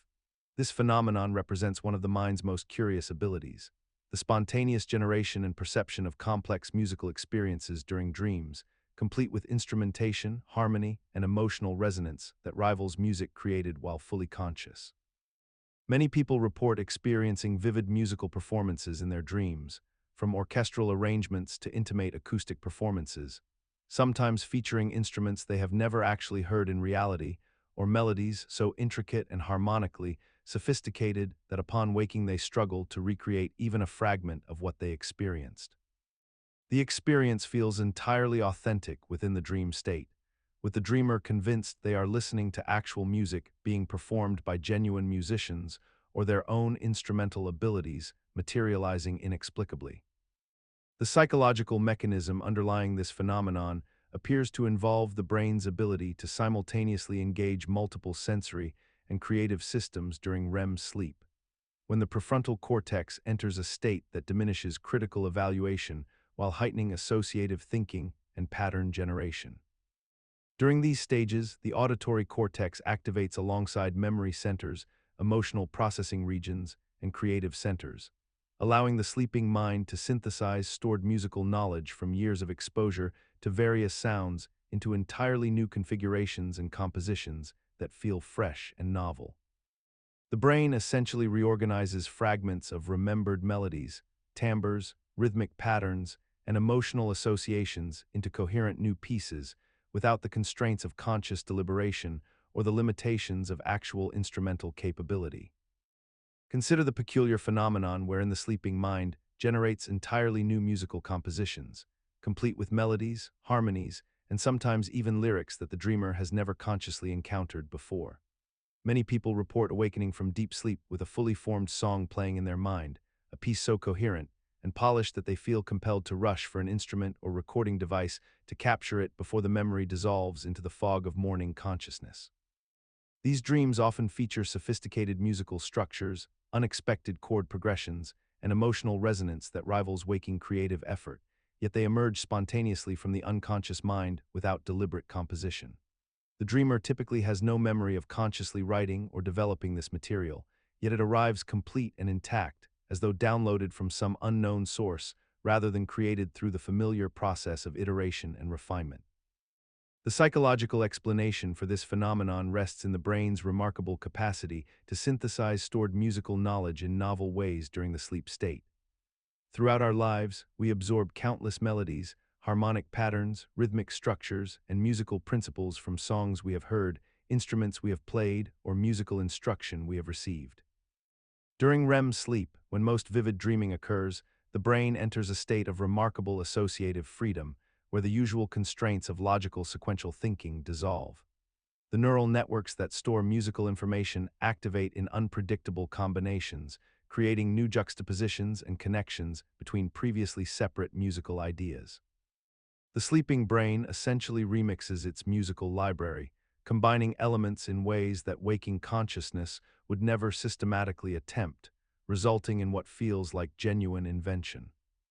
Yet we continue to regard these spontaneous compositions with wonder and even reverence, treating them as though they represent some form of external inspiration rather than recognizing them as the creative recombination of internalized material. Have you ever noticed how the act of reading becomes fundamentally different when you are falling asleep, as though the text before you begins to shift and reorganize itself according to rules that have nothing to do with the written word itself.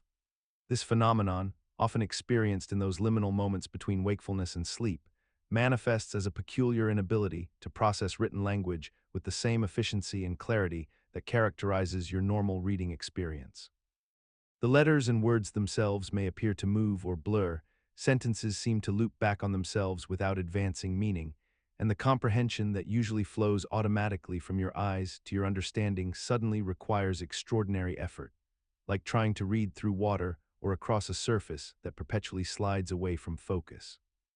Even simple sentences become labyrinthine puzzles, and paragraphs that would normally take seconds to absorb suddenly demand minutes of concentrated attention that paradoxically grows weaker the more you try to apply it.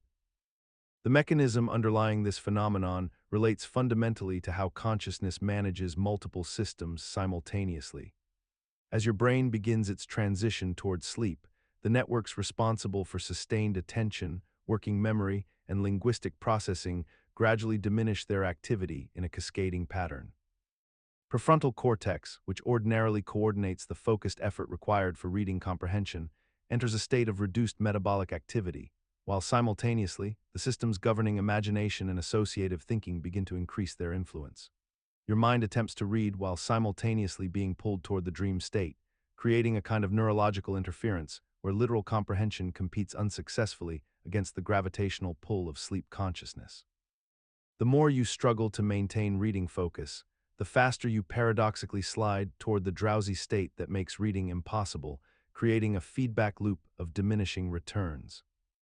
Consider the peculiar phenomenon of broken clocks, those silent instruments that have ceased their mechanical or electronic function, yet continue to occupy space in our homes, our offices, and the corners of our awareness with a strange persistence that defies rational explanation. A clock stops at some arbitrary moment, perhaps at 3:47 in the afternoon or 11:22 at night, and from that point forward, it displays the same time eternally, becoming a frozen snapshot of a moment that will never come again. We pass by these stopped timepieces daily, glancing at them occasionally out of habit, our minds momentarily confused by the disconnect between what the clock insists is the time and what our phones and watches tell us is actually occurring in the present moment. The broken clock thus exists in a state of temporal rebellion, stubbornly proclaiming a false hour to anyone who looks upon it, yet we rarely remove it from the wall or shelf where it rests. Psychologically, the broken clock represents a peculiar failure of our usual relationship with time itself, for we depend so heavily on these devices to structure our days and govern our movements through the world that when one fails, it creates a small but persistent cognitive dissonance that we somehow learn to ignore. We rationalize keeping broken clocks through various justifications. Perhaps we tell ourselves we will repair them someday, or that they still serve some decorative purpose, or that removing them requires an effort we cannot quite muster. Yet these explanations ring hollow when we truly examine them. What remains is the strange human tendency to coexist peacefully with malfunction, to allow broken things to remain in our spaces as if they might spontaneously return to working order, or as if the broken state itself has become so normalized that we no longer truly perceive it as broken at all. This acceptance of the non-functional persists in our daily lives with a remarkable consistency, suggesting something deeper in human nature resists the removal of familiar objects, even when they serve no purpose and communicate only falsehood. Consider the experience of looking at your reflection during the twilight state between wakefulness and sleep, that peculiar threshold where consciousness begins to fragment and reassemble itself according to dream logic. In this liminal space, many people report that their mirror reflection seems to move independently of their own movements, or that their face appears subtly altered, morphing between unfamiliar expressions and features they do not recognize as their own. The reflection might smile when the dreamer does not will it to smile, or the eyes might follow a different trajectory than the physical eyes believe they are moving. Sometimes the reflection appears younger, older, or bearing expressions of emotions the dreamer is not consciously experiencing. This phenomenon occurs with particular frequency in those moments when external stimuli begin to fade, when the room grows dim, and when the mind has already begun its descent into the dream state while the body remains partially conscious. The explanation for this unsettling experience rests primarily on the nature of how perception fundamentally shifts during the transition into sleep. As the brain moves between these states, the neural systems responsible for self-recognition and visual processing become increasingly disconnected from each other, creating a brief desynchronization where the mirror image seems to operate according to its own temporal logic. Additionally, the reduction in stable light during evening hours forces the visual cortex to rely more heavily on prediction and pattern completion rather than precise sensory data, meaning that what we perceive in the mirror is increasingly what our brain expects to see rather than what is actually reflected. Yet despite our complete understanding of these neurological mechanisms, the phenomenon persists as genuinely unsettling, even to those who can articulate exactly why it occurs. Consider the peculiar phenomenon of universal symbols that appear across human dreams with remarkable consistency, regardless of culture, geography, or individual experience. A person in Tokyo may dream of climbing an endless staircase, while simultaneously a person in Lima experiences an identical dream, and both will wake with the same unsettling sense of struggle and futility. Water appears in dreams across all civilizations as a symbol of emotion and the unconscious mind, yet no one teaches us this interpretation before we dream it. Houses represent the self and its internal structures, falling conveys loss of control, and masks symbolize hidden aspects of identity. These symbols transcend language barriers and historical periods, suggesting something deeper than mere cultural transmission or learned behavior. The mechanism behind this phenomenon likely involves the fundamental architecture of human consciousness itself, where certain archetypal images emerge from the collective experience of embodied existence. Our bodies all contain similar structures. We all experience gravity, emotion, growth, and decay in comparable ways, and these universal physical realities create a shared psychological language that manifests in our dreaming minds. When we encounter darkness in a dream, it resonates because we have all experienced literal darkness and its association with fear and the unknown. When we encounter light, it symbolizes knowledge and safety because these connections formed in our earliest moments of consciousness. Yet what remains unexplained is how these symbols persist with such striking uniformity in the modern age, when we might expect globalization and technological homogenization to either reinforce or completely dissolve these patterns. Instead, people continue to dream in these ancient symbolic languages despite living in environments radically different from those of our ancestors who first encoded these meanings into the human psyche. Consider the profound mystery of what occurs within the minds of those who have never experienced sight or who lost their vision before memory could encode the visual world. When blind individuals enter the realm of sleep and dreaming, their nocturnal experiences unfold through entirely different sensory landscapes than those familiar to sighted people, yet the dreams themselves remain equally vivid, equally compelling, and equally real within the architecture of the sleeping mind. People who have been blind from birth do not dream in images, as one might intuitively assume all humans must, but instead their dreams construct themselves from the rich tapestry of other senses. The texture of surfaces beneath their fingertips, the spatial dimensions of rooms mapped through sound and movement, the warmth of sunlight on skin, the complex symphony of ambient noise that creates an invisible geography. The psychological mechanism underlying this phenomenon reveals something fundamental about how the brain constructs experience itself. For the dreaming mind does not require visual input to generate profound and meaningful narratives. It simply draws upon whatever sensory material has been recorded throughout waking life and weaves these threads into scenarios of equal emotional and narrative weight.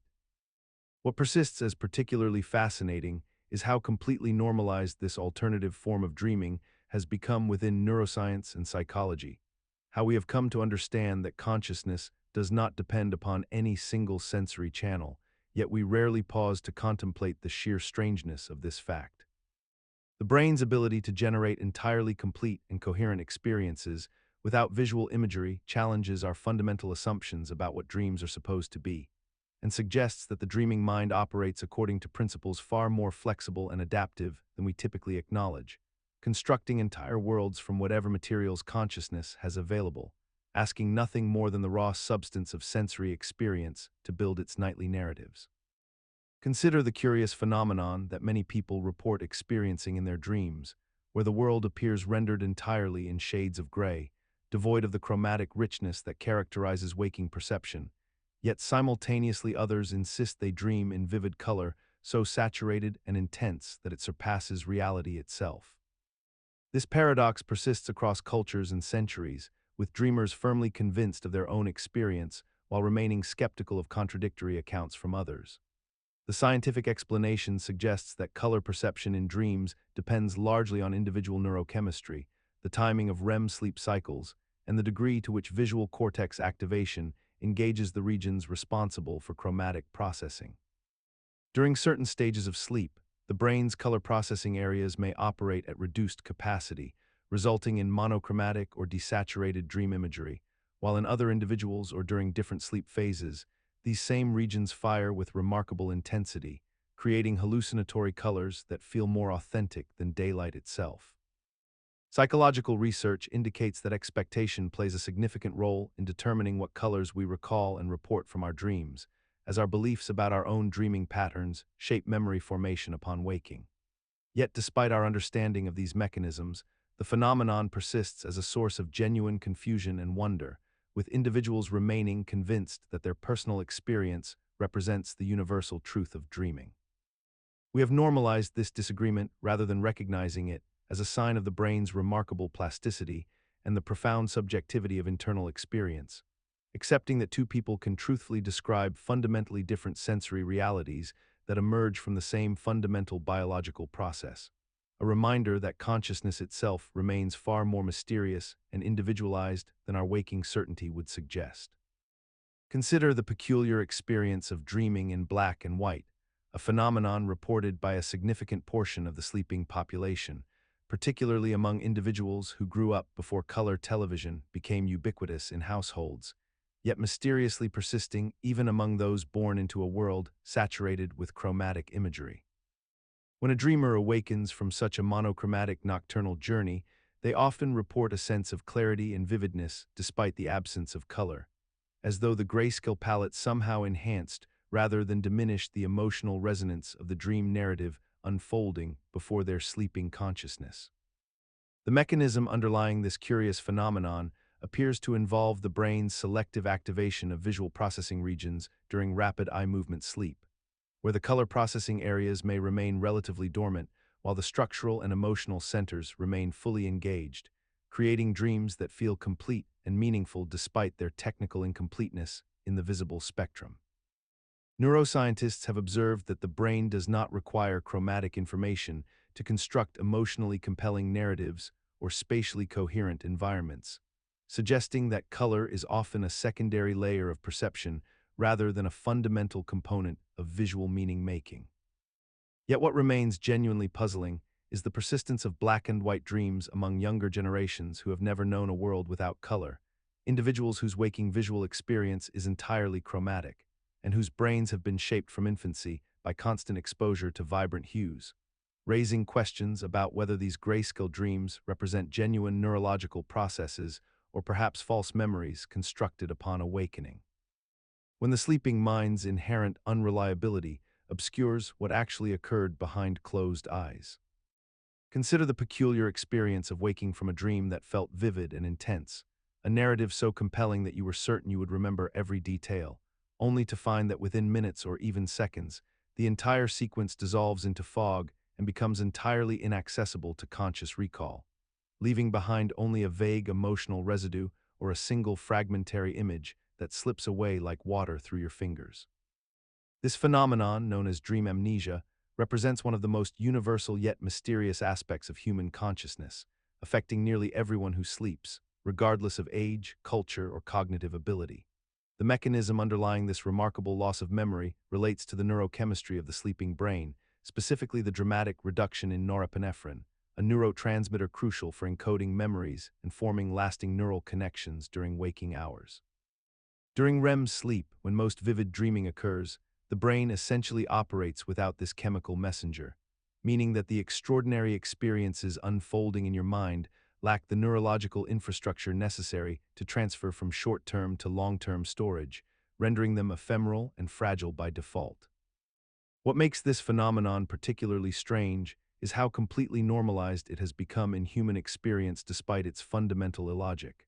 We spend roughly 6 years of our lives actively dreaming, yet retain almost nothing of these experiences, as though entire chapters of our existence occur in a parallel realm designed specifically for forgetting. We have adapted so thoroughly to this amnesia that we rarely question why our brains would generate elaborate, emotionally resonant experiences only to immediately discard them, or why consciousness would create such vivid narratives destined for oblivion, suggesting that perhaps dream amnesia serves some essential function we have yet to fully comprehend, some purpose in the architecture of sleep and memory that ensures these nocturnal experiences remain fundamentally separate from our waking selves, existing in a realm of their own. Consider the peculiar experience of waking from sleep with the vivid sensation that you have just lived through an entire narrative, complete with characters, locations, and emotional weight, only to find that within moments of opening your eyes, the entire dream has dissolved into nothing more than a formless fog that your conscious mind cannot grasp or reconstruct. You may sense that something was there, that your mind was actively engaged in some kind of experience throughout the night, yet the specific details remain forever inaccessible, slipping away faster than you can articulate them, like trying to hold water in your open palms. This phenomenon of forgotten dreams represents one of the most common yet profoundly mysterious experiences of human consciousness, affecting nearly everyone who sleeps, yet rarely questioned deeply about why it occurs so consistently. The mechanism behind this forgetting is rooted in the fundamental neurochemistry of sleep itself, particularly during the rapid eye movement stage when most vivid dreaming occurs. During REM sleep, the brain's levels of norepinephrine, a neurotransmitter crucial for memory formation and recall, drop to their lowest concentrations of the entire day, while simultaneously the regions responsible for logical thinking and sequential memory processing become largely inactive. This neurochemical shift essentially ensures that dreams are encoded in a temporary, fragile manner, existing more as sensations and impressions than as structured memories that can be filed away and retrieved. Yet what makes this phenomenon genuinely puzzling is how completely we have accepted and normalized this peculiar limitation of human memory, treating it as an inevitable fact rather than the extraordinary cognitive anomaly it truly is. We spend roughly 6 years of our lives dreaming, generating thousands upon thousands of narratives and experiences, and yet we retain almost none of them, as though our minds are designed specifically to forget. Consider the experience of waking suddenly in the middle of the night with your heart racing, your skin covered in a thin layer of perspiration, and your mind flooded with crystalline images so detailed and emotionally charged that they feel more real than the waking world you are now returning to. These vivid dreams, as they are commonly known, represent a phenomenon so pervasive that nearly every human being has experienced them, yet their underlying mechanisms remain largely mysterious and poorly understood despite centuries of scientific inquiry. When a vivid dream occurs, the dreamer finds themselves immersed in a narrative landscape that possesses remarkable sensory clarity, with colors appearing saturated, sounds arriving with perfect fidelity, and emotional responses triggering physiological reactions that persist even after waking, leaving residual feelings of terror, joy, or profound sadness that can color your entire day. The neurological explanation suggests that during the REM stage of sleep, your brain exhibits activity patterns remarkably similar to waking consciousness, with the prefrontal cortex responsible for logical evaluation becoming less active while the limbic system governing emotion becomes hyperactive, thereby creating a state where neural firing produces internally generated sensory experiences of extraordinary vividness without any external stimulus to validate or restrain them. Furthermore, the brain's natural neurotransmitters, particularly the reduction of serotonin and norepinephrine combined with elevated acetylcholine levels, creates a neurochemical environment uniquely suited to producing hallucinations of remarkable detail and emotional potency, as the same mechanisms that normally filter and organize sensory information during waking life are essentially offline. Consider the experience of waking from sleep with only scattered impressions, remaining, disconnected scenes that refuse to cohere into any coherent narrative, where you recall standing in a familiar room that somehow transformed into a forest, or a conversation with someone whose face kept changing, yet these jarring transitions felt entirely natural within the dream itself. Fragmented dreams represent one of the most common yet profoundly mysterious aspects of our sleeping consciousness, where the sequential logic that governs our waking thoughts simply dissolves into a series of isolated moments, each with its own emotional weight but lacking any clear connection to what came before or after. These fragments often resist our attempts to reconstruct them in the waking world, slipping away like water through open fingers, leaving behind only a vague emotional residue or a single crystalline image that stubbornly persists while everything else fades. The psychological explanation points to the nature of REM sleep itself, where the brain's prefrontal cortex, responsible for logical reasoning and narrative continuity, significantly reduces its activity, while the limbic system and visual cortex remain highly active, creating a state where emotions and images flow freely while the organizational structures that bind them together lie dormant. This neurological reality explains why dreams feel so coherent while we are experiencing them, yet become so fractured and impossible to articulate once conscious awareness returns and the prefrontal cortex re-engages. What remains peculiar is how readily we accept this fragmentation as simply the nature of dreaming, rarely questioning why consciousness itself should become so fundamentally different in sleep, or why we possess such elaborate brain states that generate experiences our waking mind cannot easily process or remember. Have you ever found yourself trapped in a dream that repeats itself, cycling through the same scenario again and again throughout a single night, each iteration feeling like a fresh occurrence even as some distant part of your consciousness recognizes the pattern? This phenomenon, known as looping dreams, represents one of the most peculiar experiences the sleeping mind can produce, where dreamers find themselves caught in what feels like an eternal recurrence of events, locations, conversations, or situations that seem to reset and begin anew without any logical transition or awakening to break the cycle. The experience often feels utterly real in the moment, with no awareness that you have already lived through this exact sequence moments before, and when you do become aware of the repetition, the dream frequently continues anyway, indifferent to your recognition of its cyclical nature. The scenarios themselves vary widely from person to person. Some people experience looping conversations where they have the same exchange with dream characters repeatedly. Others find themselves stuck in an architectural space like a building or street that they keep traversing, and still others experience procedural loops where they attempt the same task or action over and over, each time believing it is the first attempt. From a neurological perspective, looping dreams likely emerge from the way memory consolidation functions during REM sleep, where the brain cycles through different stages of neural activity and occasionally reactivates similar neural patterns in succession, creating what amounts to a recursive loop in consciousness itself. The dreaming brain lacks the kind of temporal bookkeeping that waking consciousness maintains, so when it reactivates a pattern of neural firing associated with a particular dream scenario,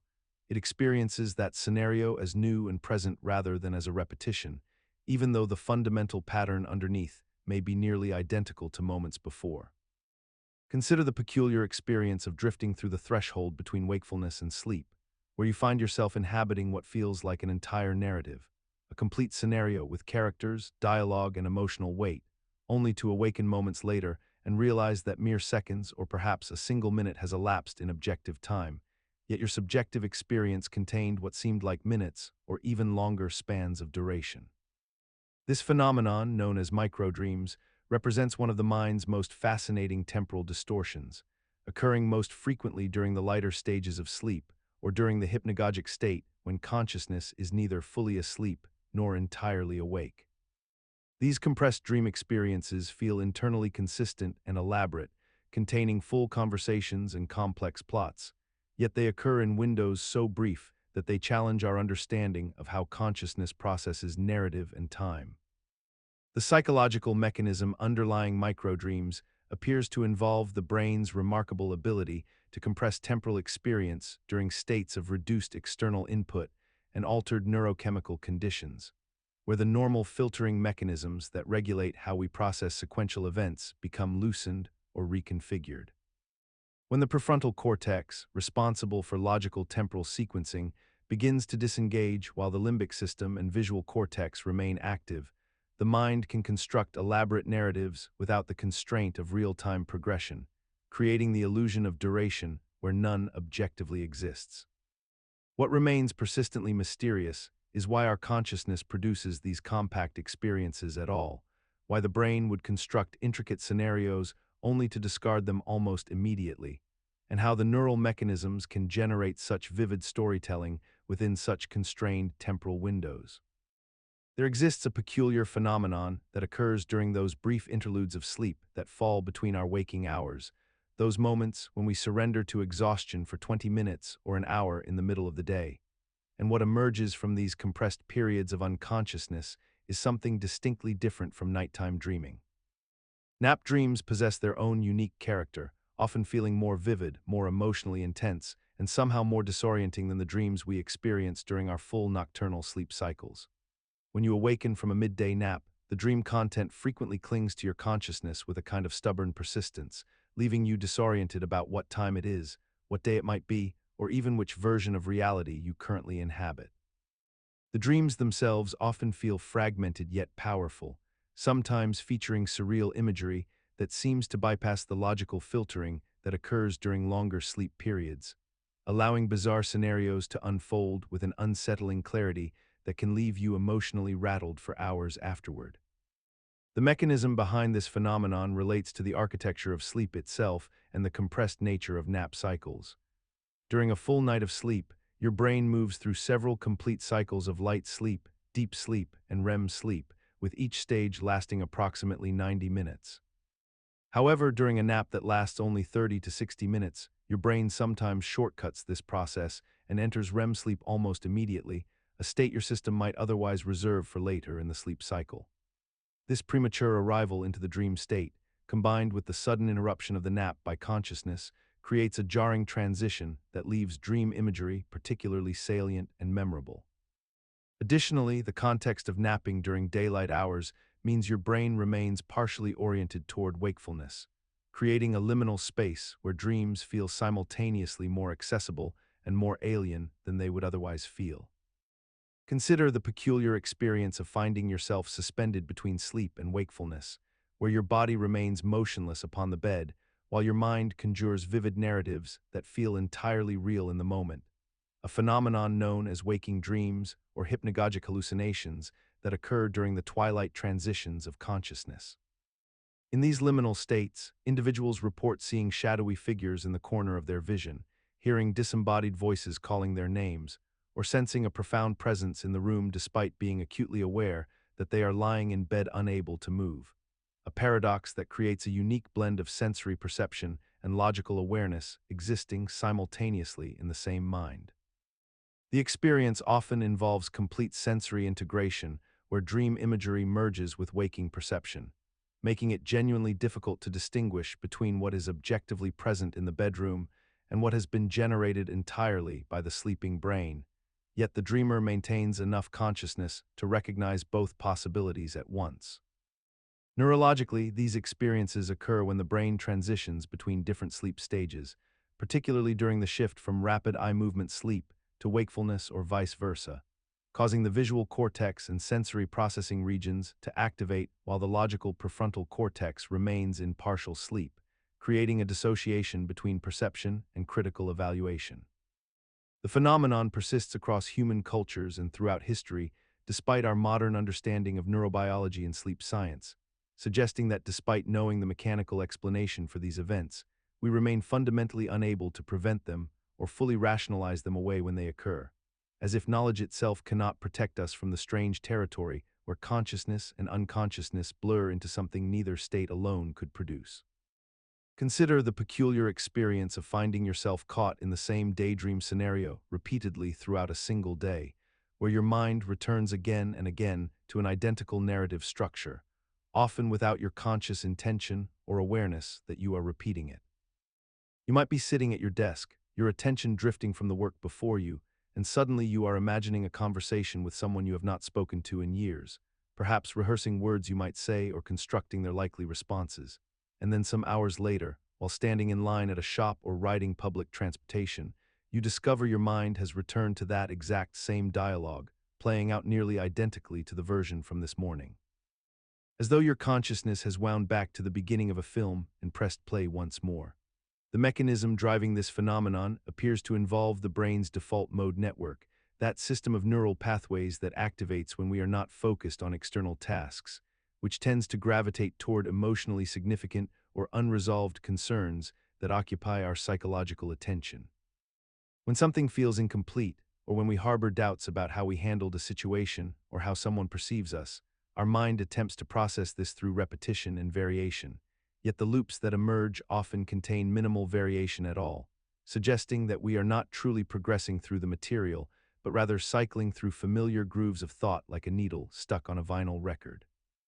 What remains profoundly curious is that despite our awareness of this looping tendency, despite recognizing that we have already imagined this scenario multiple times, and that the repetition changes nothing about the actual world or the likelihood of our daydream coming to pass, we continue to permit our minds to return to these loops with little resistance. Accepting them as a natural feature of consciousness, rather than recognizing them as a form of mental repetition, we might potentially interrupt or redirect toward more generative thought patterns.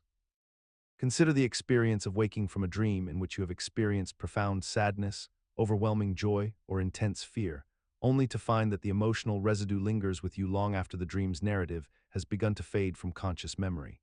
You may struggle to recall what precisely happened in the dream itself, yet the feeling remains attached to your waking mind like a shadow, coloring your mood for minutes or even hours after you have opened your eyes.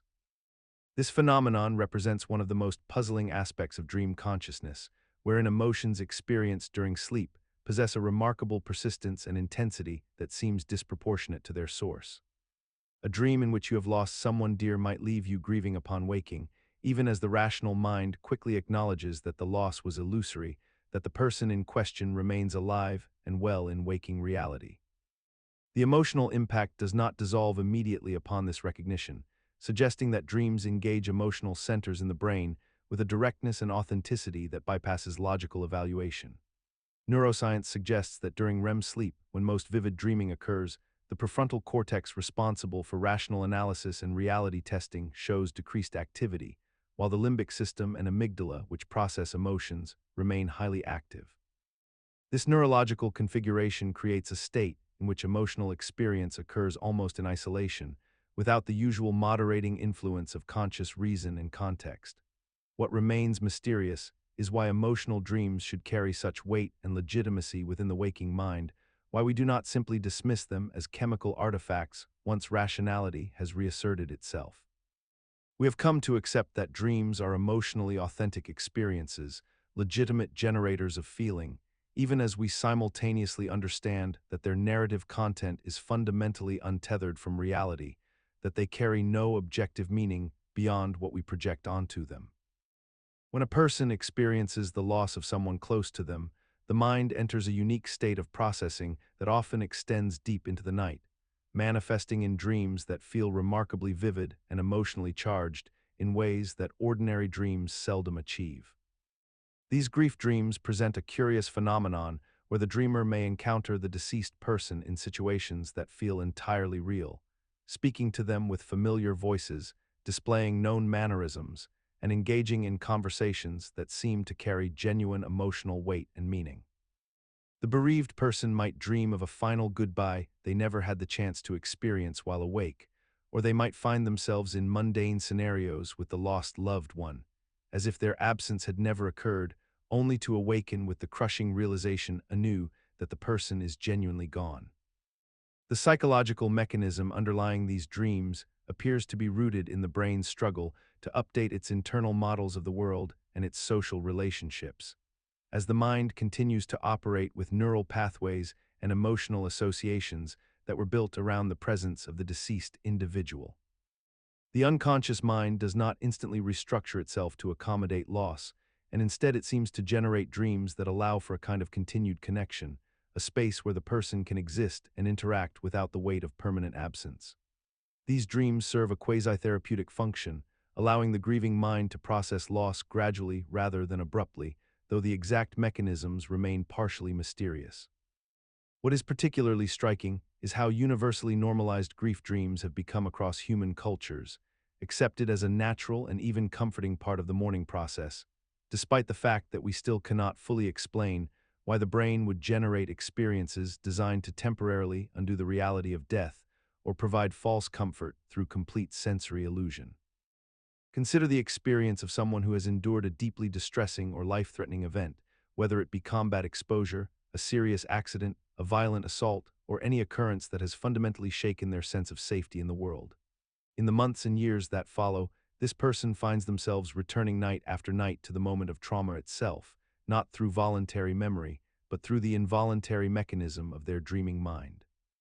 The nightmare unfolds with vivid sensory detail, recreating the sounds, the pain, the overwhelming sense of helplessness, the racing heartbeat that jolts them awake in darkness, drenched in perspiration and gasping for breath. The body responds as though the danger is happening in that very moment, even though the conscious mind knows intellectually that the threat has passed. What makes this phenomenon particularly puzzling is that these trauma nightmares seem to serve no adaptive purpose, unlike ordinary dreams which may help process daily experiences or consolidate memories. The nightmare appears to be a malfunction of the brain's threat response system, a mechanism that has become stuck in a loop, endlessly replaying danger rather than helping the person move beyond it. Neuroscientists suggest that trauma disrupts the normal relationship between the amygdala, which processes emotional significance and fear, and the prefrontal cortex, which provides rational context and perspective. During REM sleep, when most vivid dreams occur, the prefrontal cortex shows reduced activity, leaving the emotional centers of the brain relatively unopposed, free to generate and amplify fearful scenarios. Yet despite our growing understanding of this neurological dysfunction, despite recognizing that these nightmares represent the brain struggling to process unresolved trauma, they persist stubbornly across the population of trauma survivors, night after night, year after year, seemingly immune to the passage of time or the logical reassurance that safety has been restored. There exists a peculiar phenomenon in the dreaming mind where we return, again and again, to the same familiar locations, scenarios, and sensations that bring us a deep sense of psychological ease, as though our sleeping brain has developed its own sanctuary that it visits with remarkable regularity and intentionality. These comfort dreams might manifest as revisiting childhood homes where sunlight filters through remembered windows, or returning to a beloved natural setting like a forest or beach, where every detail remains perfectly preserved in the architecture of memory, or even encountering familiar figures who offer unconditional acceptance and warmth. And what makes this phenomenon particularly striking is how deliberately our sleeping consciousness seems to seek these experiences out. As if the dreaming mind possesses an internal compass that consistently orients itself toward emotional safety and psychological restoration. The mechanism behind this behavior appears rooted in the brain's fundamental need for regulation and balance, wherein the sleeping mind, freed from the constraints of waking reality, actively constructs and reconstructs environments that calm the nervous system and reinforce a sense of belonging or mastery. During REM sleep, when most vivid dreaming occurs, the brain's emotional centers become highly active while the regions responsible for logical evaluation remain relatively quiet, creating an ideal condition for the mind to generate scenarios that feel emotionally resonant and deeply comforting without requiring the scrutiny of rational analysis. What emerges from this neurological state is a form of psychological self-soothing, where the dreaming mind essentially prescribes itself the exact internal landscape it needs to restore equilibrium and process accumulated stress. Much like a person might deliberately choose to return to a familiar restaurant or listen to a beloved song during waking hours for the same emotional benefit. There exists a peculiar category of dreams in which the dreaming mind transports us backward through time, reconstructing not merely the events of our past, but the emotional textures and sensory details associated with those moments, creating vivid nocturnal experiences where we find ourselves walking through childhood homes with perfect architectural clarity, encountering people we haven't seen in decades with their faces rendered in exquisite detail, or reliving conversations and interactions that occurred years or even decades ago with a fidelity that seems impossible given the fallibility of human memory. These nostalgic dreams often feel remarkably lucid and real during their occurrence, and they frequently feature a distinctive emotional coloration, a kind of bittersweet longing that permeates the entire dream narrative regardless of whether the original memories themselves were happy or sad. The psychological mechanism underlying these experiences appears to involve the brain's remarkable capacity to preserve fragmented sensory and emotional information about past experiences in a distributed network of neural connections, which during sleep can be spontaneously reactivated and reassembled into coherent dream narratives, particularly during periods when the mind is processing loss, transition, or when significant anniversaries or life changes trigger the consolidation of autobiographical memories. The mechanism seems to operate with greatest intensity during times of personal change or displacement, when we are physically or emotionally distant from the environments and people that shaped our early years, suggesting that nostalgic dreams may serve some adaptive function related to identity maintenance and the integration of our past selves with our present circumstances. There exists a peculiar phenomenon in the dreaming mind wherein individuals find themselves returning to homes they inhabited during childhood, yet these reconstructions bear little resemblance to the actual architecture and layout of the original locations. A person might dream of wandering through rooms that never existed in their childhood residence, discovering hallways that stretched far beyond the physical boundaries of the real structure, or finding additional floors and chambers that expand the space into something impossible and cavernous. The dreamer often possesses complete certainty about being in their childhood home despite these radical architectural impossibilities, and they navigate these phantom rooms with a strange familiarity, as if their unconscious mind has always known the true dimensions of this place. This phenomenon persists across cultures and generations, suggesting something fundamental about how memory and spatial reasoning function during sleep. The mechanism underlying this strange reconstruction appears to involve the way our brains encode spatial and emotional memories in separate neural systems. When we experience a location during childhood, we store not merely the precise geometric details, but rather an emotional topography of that space, a mapping of significance and feeling rather than accurate measurement. During sleep, when the brain's reality-checking mechanisms relax and the visual cortex generates imagery with less constraint from actual sensory input, these emotional memories take on spatial form, expanding to accommodate all the feelings and experiences associated with that place. The amygdala activates memories tied to safety, comfort, or fear, and these emotional weights become somehow translated into architectural expansion, transforming modest childhood homes into labyrinthine structures that feel simultaneously foreign and known.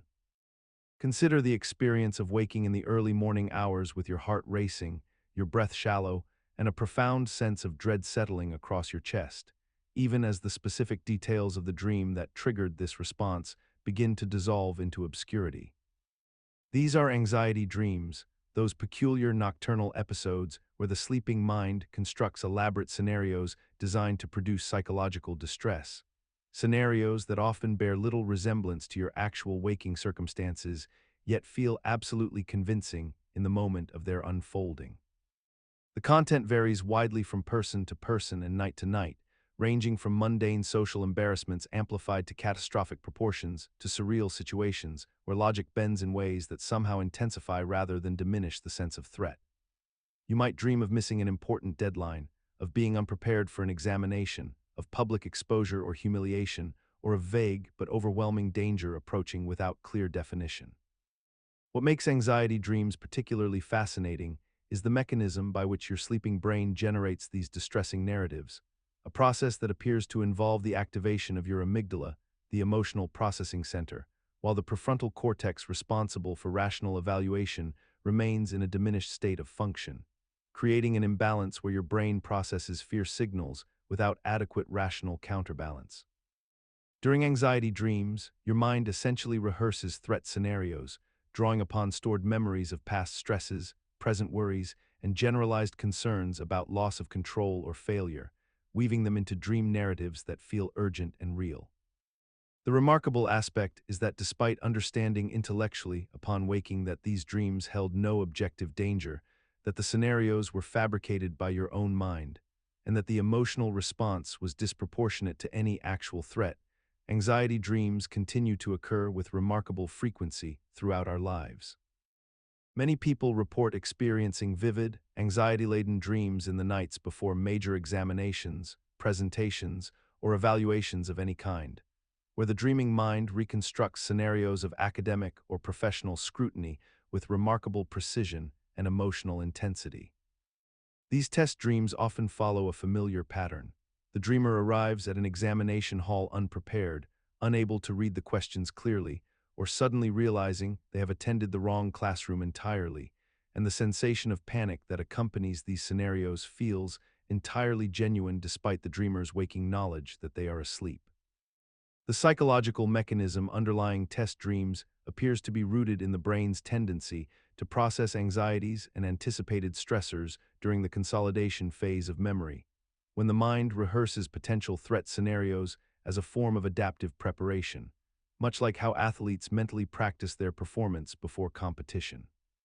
The amygdala, which governs emotional processing, becomes particularly active during these dream sequences, creating an emotionally charged simulation that the unconscious mind treats as a genuine preparation for the waking challenge ahead. What remains peculiar about test dreams is how they persist across our entire lives, from childhood school examinations through professional licensing exams and job interviews, suggesting that the fundamental anxiety about evaluation and judgment becomes so deeply embedded in our psychological architecture that the dreaming mind automatically activates this rehearsal protocol whenever similar pressures approach. Even individuals who have long since finished their formal education report experiencing test dreams, indicating that the pattern becomes less about the specific threat and more about the general human vulnerability to anticipated judgment, a vulnerability that our sleeping minds treat as perpetually relevant regardless of how much time has passed since we last sat for an actual examination. Water appears in our dreams with remarkable consistency across cultures and centuries, manifesting as oceans, rivers, lakes, rain, floods, and drowning sensations that grip us with palpable intensity even as we sleep. And these aquatic visions occupy a unique psychological space where the boundary between literal representation and symbolic meaning becomes almost impossible to discern. The experience itself is deeply visceral. We find ourselves swimming through impossible depths, standing on shores watching waves that defy physics, or trapped in rooms slowly filling with water that rises with inexorable patience. And the sensation of wetness, cold, and resistance feels so authentic that many people wake gasping or checking their sheets for moisture. Water in dreams often carries emotional weight that seems disproportionate to its appearance, triggering anxiety responses even when the dream scenario presents no obvious danger. And yet the dreaming mind invests these water environments with layers of meaning that our conscious psychology struggles to articulate upon waking. The mechanism underlying this phenomenon likely connects to the fundamental nature of water itself as both nurturing and threatening, as the primordial medium from which human consciousness evolved and the substance that can extinguish life with equal indifference, creating a psychological duality that our dreaming brain explores and re-explores.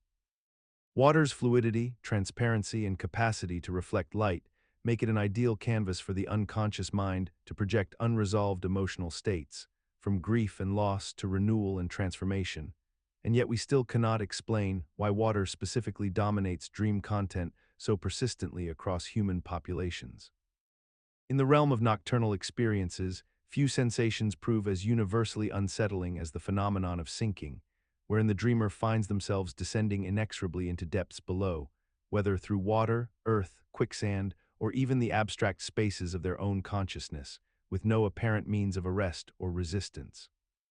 This experience typically begins with a sensation of weightlessness or loss of control, progressing into an accelerating downward motion that grows increasingly rapid and distressing, often accompanied by desperate attempts to grasp at nearby objects or to cry out for help, though the dreamer's voice emerges as nothing more than a muted whisper in the void. The physical manifestations of this dream often correlate with actual physiological processes occurring within the sleeping body, particularly the natural muscle atonia that accompanies REM sleep, wherein the brain essentially paralyses voluntary muscles to prevent physical acting out of dream content, creating a genuine sensation of immobility that the conscious mind interprets as an inability to resist the downward pull. The psychological dimension of sinking dreams frequently connects to the dreamer's waking life experiences of helplessness, diminishing control, or the sensation of being overwhelmed by circumstances beyond their immediate influence, whether through financial instability, emotional turbulence, or professional uncertainty. Yet what remains genuinely mysterious is the consistency with which this particular metaphorical scenario emerges across different cultures, time periods, and individual circumstances, suggesting some deeper archetypal resonance with the human experience of vulnerability and loss of agency. Imagine the peculiar terror of becoming aware that you are dreaming, yet finding yourself completely unable to escape the very nightmare that surrounds you. In this state, known as lucid nightmares, the dreamer achieves conscious awareness within the dream landscape while simultaneously losing the fundamental ability to control or alter the frightening circumstances taking place within it. A person might find themselves aware that they are asleep, fully cognizant that nothing they experience can cause them actual physical harm, and yet utterly powerless to change the scenario, to wake themselves up, or to diminish the emotional intensity of the fear coursing through their sleeping body. This phenomenon creates a peculiar paradox where knowledge and control become completely dissociated from one another, leaving the conscious mind trapped in a prison of its own making, watching helplessly as the nightmare unfolds with absolute clarity. The dreamer remains locked in place, unable to move their dream body, unable to speak or scream effectively, or unable to summon the usual dream logic that allows them to escape or transform the environment into something less threatening. This creates a layering effect where the awareness of dreaming amplifies rather than diminishes the psychological distress. The mechanism underlying lucid nightmares appears to involve a partial activation of the prefrontal cortex, the region responsible for conscious awareness and logical reasoning, while simultaneously maintaining the dream state's characteristic inability to access motor control and executive function. During normal nightmares, the amygdala, which processes fear and emotional responses, floods the system with threat signals, while the logical centers remain somewhat dormant, allowing acceptance of the dream's illogical nature to provide a buffer against full panic. However, when lucidity intrudes into this equation, the conscious awareness regions activate just enough to recognize the contradiction between what is logically known to be safe and what is being experienced as profoundly threatening. Have you ever found yourself suspended in that peculiar moment between waking and sleeping, where you suddenly become aware that you are dreaming, and in that awareness, you begin to exert influence over the dream's narrative, its landscape, and the very laws of physics that govern your nocturnal experience? This phenomenon, known as lucid dreaming or dream control, represents one of the most fascinating and paradoxical experiences of human consciousness, where the dreaming mind becomes partially aware of its own nature and begins to assert volition over what should be an entirely involuntary mental process. The experience typically begins when the dreamer notices something unusual or illogical within the dream state, a detail that contradicts waking reality so profoundly that it triggers a cascade of metacognitive awareness, allowing the person to recognize they are dreaming while remaining asleep. Once this recognition takes hold, many individuals report the ability to direct their actions with deliberate intent, to reshape the dream environment according to their wishes, to fly through impossible skies, to conjure people and places from memory or imagination, and to exert what feels like genuine control over the unfolding narrative of their dreams.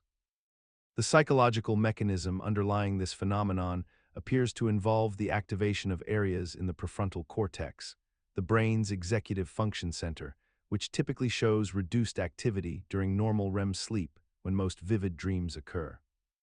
When these regions partially reactivate during lucid dreaming, they essentially allow a portion of waking consciousness to persist within the dreaming state, creating a hybrid form of awareness where conscious intention can interface with the spontaneous, associative processes that normally generate dreams autonomously. What remains profoundly mysterious is why consciousness should be capable of this bifurcation at all, why the dreaming mind should be able to recognize the artificiality of its own creations, and how the intentional will of a sleeping brain can reshape the neural patterns generating the dream itself. Throughout human consciousness, we perform an almost unconscious ritual called reality checking, a subtle interrogation of our surroundings that attempts to verify whether we are experiencing waking life or dreaming, yet despite our best efforts, this practice remains remarkably ineffective and deeply puzzling from a neurological standpoint. When we look at a clock during what we believe is wakefulness, the numbers remain stable, but in dreams, that same clock face might shift and blur and transform into something entirely unrelated,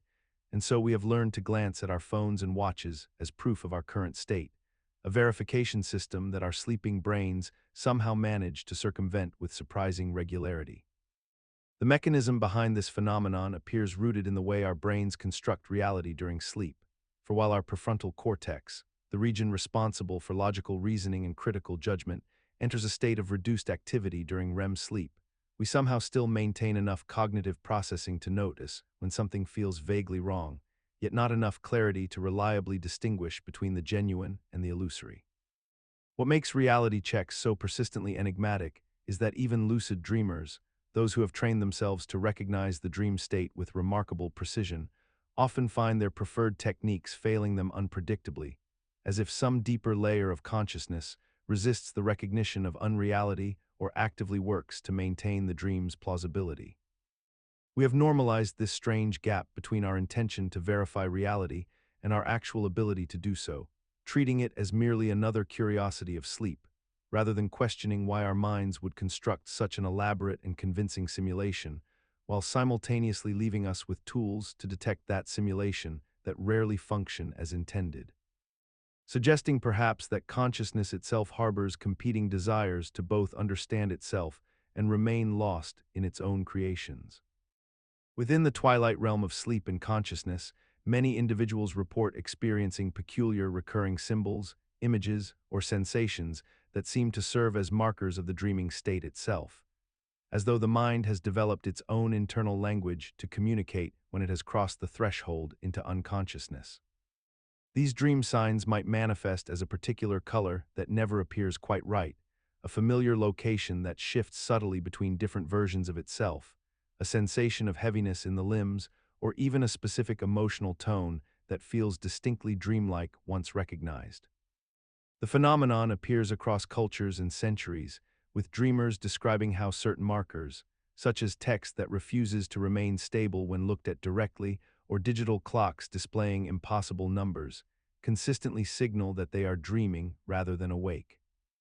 The psychological mechanism underlying dream signs likely emerges from the mind's attempt to maintain continuity and pattern recognition, even as its fundamental operating parameters shift during sleep,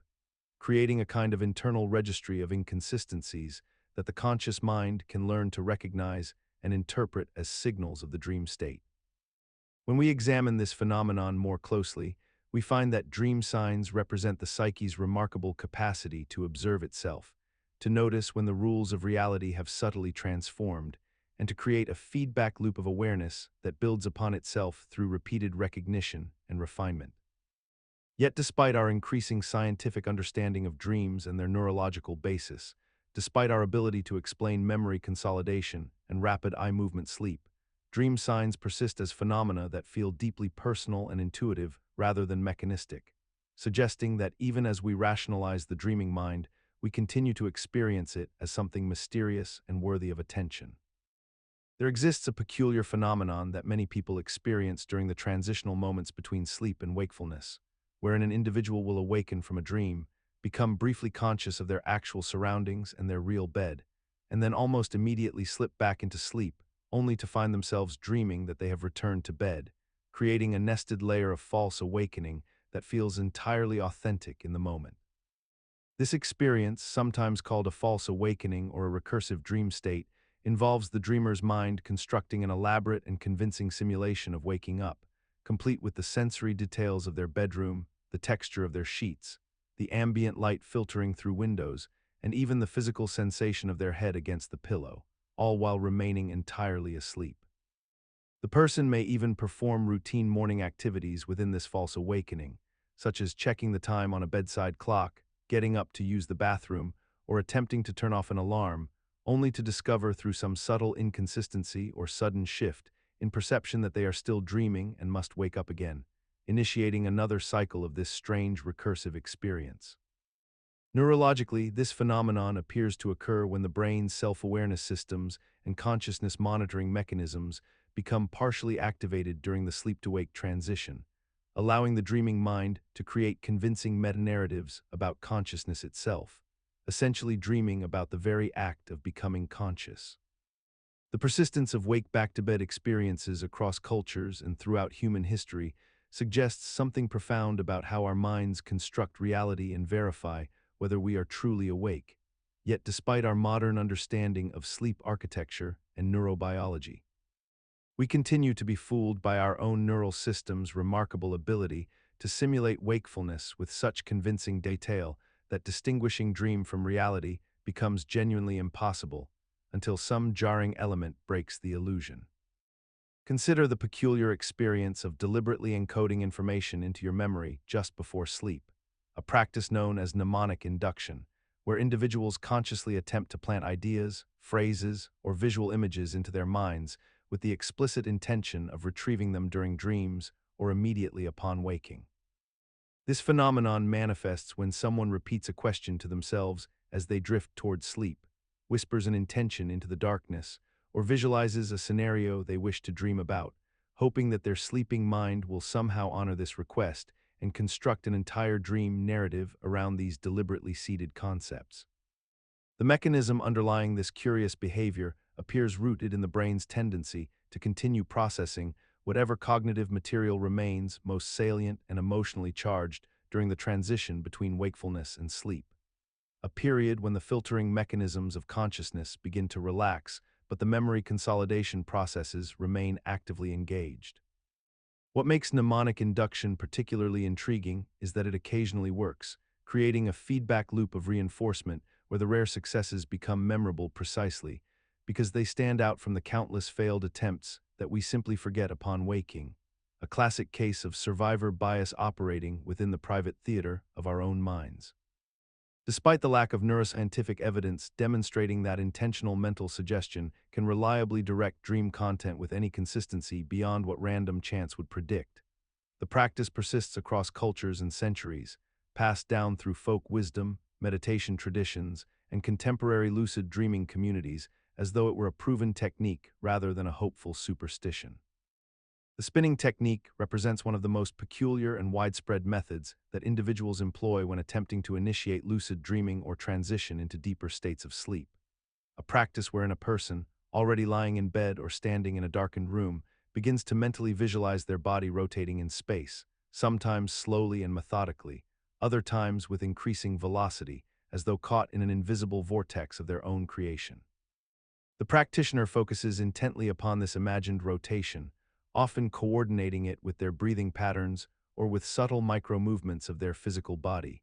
creating a strange feedback loop between imagination and sensation that blurs the boundary between what is merely thought and what is genuinely felt in the muscles and vestibular system. Some individuals report that as they engage in this spinning visualization, they experience an accompanying sensation of genuine dizziness or vertigo,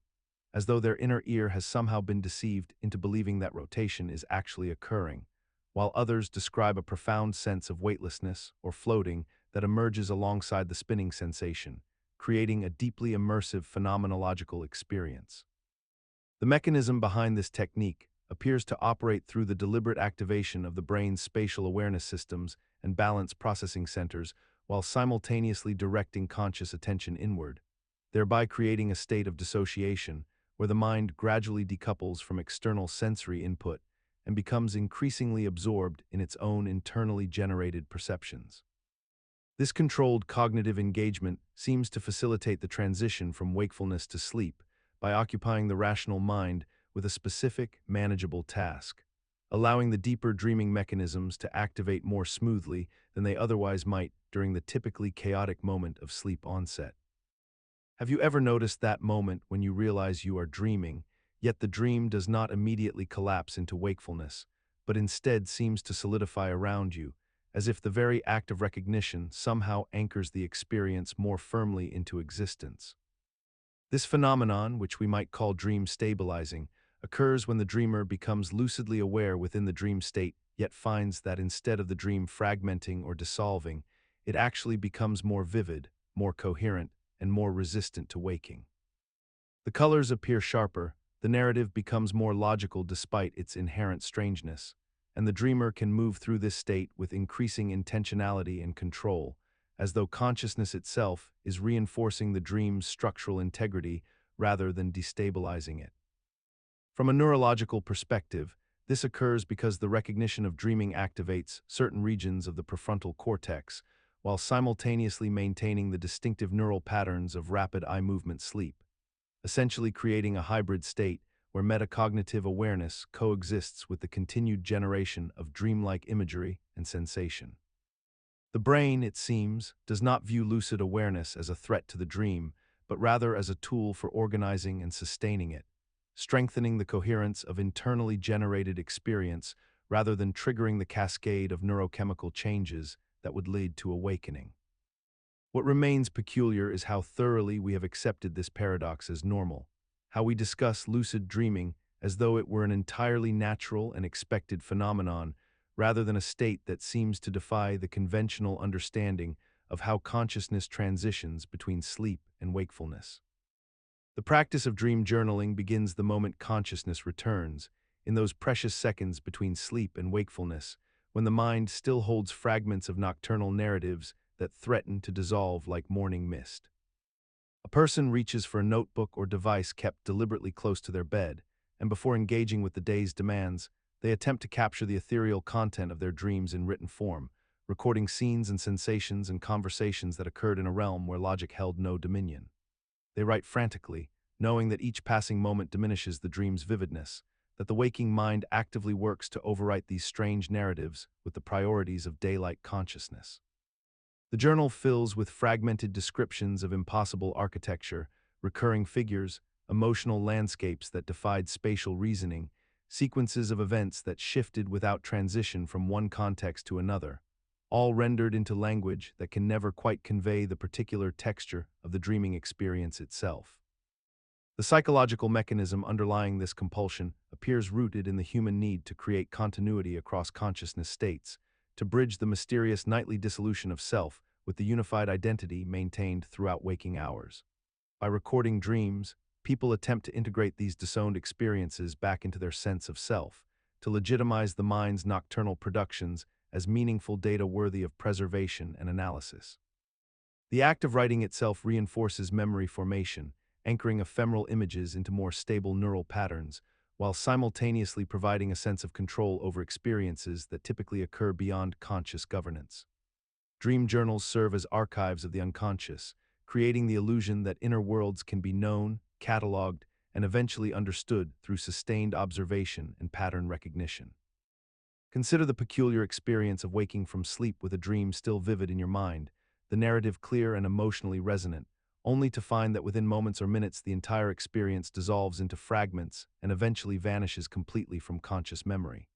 You might grasp at the fading edges, trying desperately to hold onto the storyline or the emotional texture, but the harder you concentrate, the faster it seems to slip away like sand through your fingers.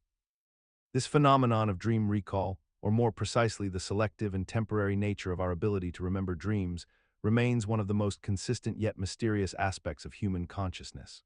Most people experience this frustrating asymmetry regularly, the knowledge that they have dreamed, sometimes accompanied by the vague sensation of emotional intensity or narrative complexity, yet the specific content remains inaccessible to waking consciousness. The mechanism underlying this selective amnesia appears to relate to the neurochemical environment of the dreaming brain. During REM sleep, when most vivid dreams occur, the brain exhibits reduced levels of norepinephrine, a neurotransmitter crucial for memory formation and the encoding of new information into long-term storage. Without adequate norepinephrine, the elaborate narratives and visual experiences unfolding in the dreaming mind simply fail to transfer into the stable memory systems available to waking consciousness. Additionally, the brain regions responsible for logical reasoning and reality testing remain largely offline during dreams, meaning the experiences lack the contextual anchoring that typically facilitates recall. Yet despite understanding these mechanisms, we continue to experience the profound mystery of dreams as somehow beyond our grasp, as if they belong to a separate reality that our waking mind can only briefly glimpse before the door closes forever.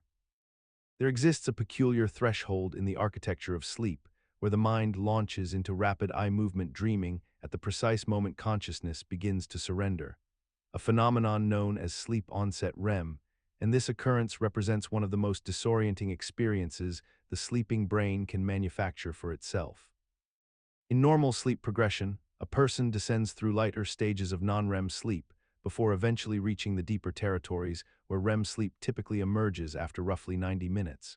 Yet in sleep onset REM, this sequence collapses entirely and the brain bypasses the conventional pathway, plunging directly into the most vivid and neurologically active dream state within seconds of losing wakefulness.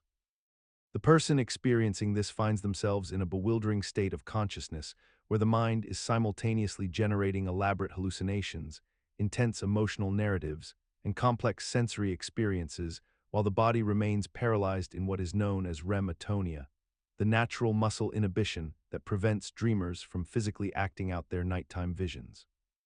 The awareness of this paralysis, combined with the hypnagogic hallucinations that accompany this threshold state, frequently produces sensations of dread, pressure upon the chest, or the felt presence of an intruder in the room, experiences that have historically been attributed to supernatural visitation or demonic encounter across numerous cultures and centuries.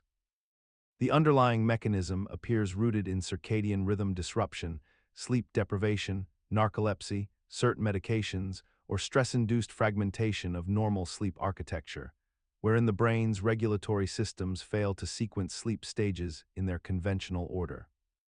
During the rapid eye movement phase of sleep, when most of our vivid and elaborate dreams occur, your body enters a state of profound muscular paralysis known as REM Atonia, a phenomenon so complete and pervasive that nearly every voluntary muscle in your body becomes temporarily incapable of contraction, leaving you essentially locked within the prison of your own mind while your consciousness experiences worlds of impossible vividness and intensity. This paralysis is not a malfunction or side effect, but rather an evolutionary safeguard, a neurological mechanism that prevents you from physically acting out the contents of your dreams, from flailing your limbs wildly or rising from your bed to pursue imaginary threats or chase phantom adventures that exist only in the theater of your sleeping brain. The mechanism itself operates through a fascinating interaction of neurotransmitters and brainstem circuits, where monoamine neurons, particularly those producing norepinephrine and serotonin, become dramatically suppressed during REM sleep, while simultaneously, glycinergic and GABAergic neurons in the pons actively inhibit the motor neurons that would otherwise carry signals from your brain to your muscles, creating a double barrier against movement that is remarkably difficult for your consciousness to overcome. Yet despite understanding this protective function, despite knowing that this paralysis serves a vital purpose in keeping us safe during the night, most people who experience sleep paralysis, that terrifying phenomenon where consciousness awakens before the paralysis has fully lifted, report profound fear and dread, a primal sense of violation and helplessness that suggests our bodies remember something ancient about vulnerability, about being locked within ourselves, unable to respond to threats, unable to flee or fight. Deep within the architecture of your sleeping brain, during the lighter stages of non-REM sleep, a peculiar electrical phenomenon occurs with remarkable regularity and precision.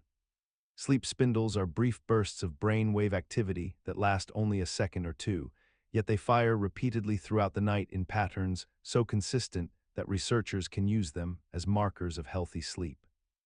These rapid oscillations, occurring at frequencies between 12 and 16 cycles per second, appear on an electroencephalograph as distinctive sharp peaks that rise suddenly from the baseline of slower sleep waves, creating a visual signature that neuroscientists have learned to recognize instantly. The mysterious aspect of sleep spindles lies not in their existence, but in their purpose, for despite decades of study, we remain uncertain about why your brain generates these bursts with such apparent urgency and what specific cognitive work they accomplish while you lie unconscious. Scientists have proposed numerous theories to explain their function, suggesting that sleep spindles may represent moments when your brain consolidates memories, transfers information from short-term storage into long-term retention, or performs some form of neural housekeeping that prepares you for waking consciousness. The frequency and density of sleep spindles correlate with intelligence measures and learning capacity in some studies, implying that your brain may be working harder during these brief electrical storms to process and organize the experiences you gathered during waking hours. As you drift towards sleep each night, your brain undergoes a profound transformation in its electrical activity, shifting into a frequency range known as theta waves, oscillating between 4 and 8 cycles per second, a rhythm distinctly different from the beta waves of waking consciousness that dominate your daytime awareness.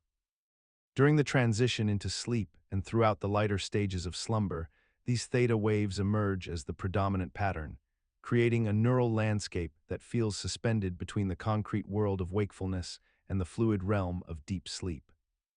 Scientists have long observed this phenomenon through electroencephalography, watching the characteristic slow, rolling patterns appear on their monitors as subjects begin to release their grip on conscious thought. And they have documented how theta waves correlate with a state of profound relaxation, reduced analytical thinking, and heightened access to memory consolidation and creative insight. The mechanism underlying this shift appears to involve a coordinated slowdown in neural firing rates across multiple brain regions, as the structures responsible for maintaining logical thought and external awareness gradually decrease their activity, allowing other networks to come into prominence. What makes theta waves particularly fascinating is their association with a deeply meditative state, one in which your mind becomes remarkably suggestible and permeable, capable of forming new neural connections and integrating emotional experiences in ways that seem impossible during waking hours. And yet this same frequency has been linked to the hypnagogic and hypnopompic hallucinations many people experience as they fall asleep or awaken.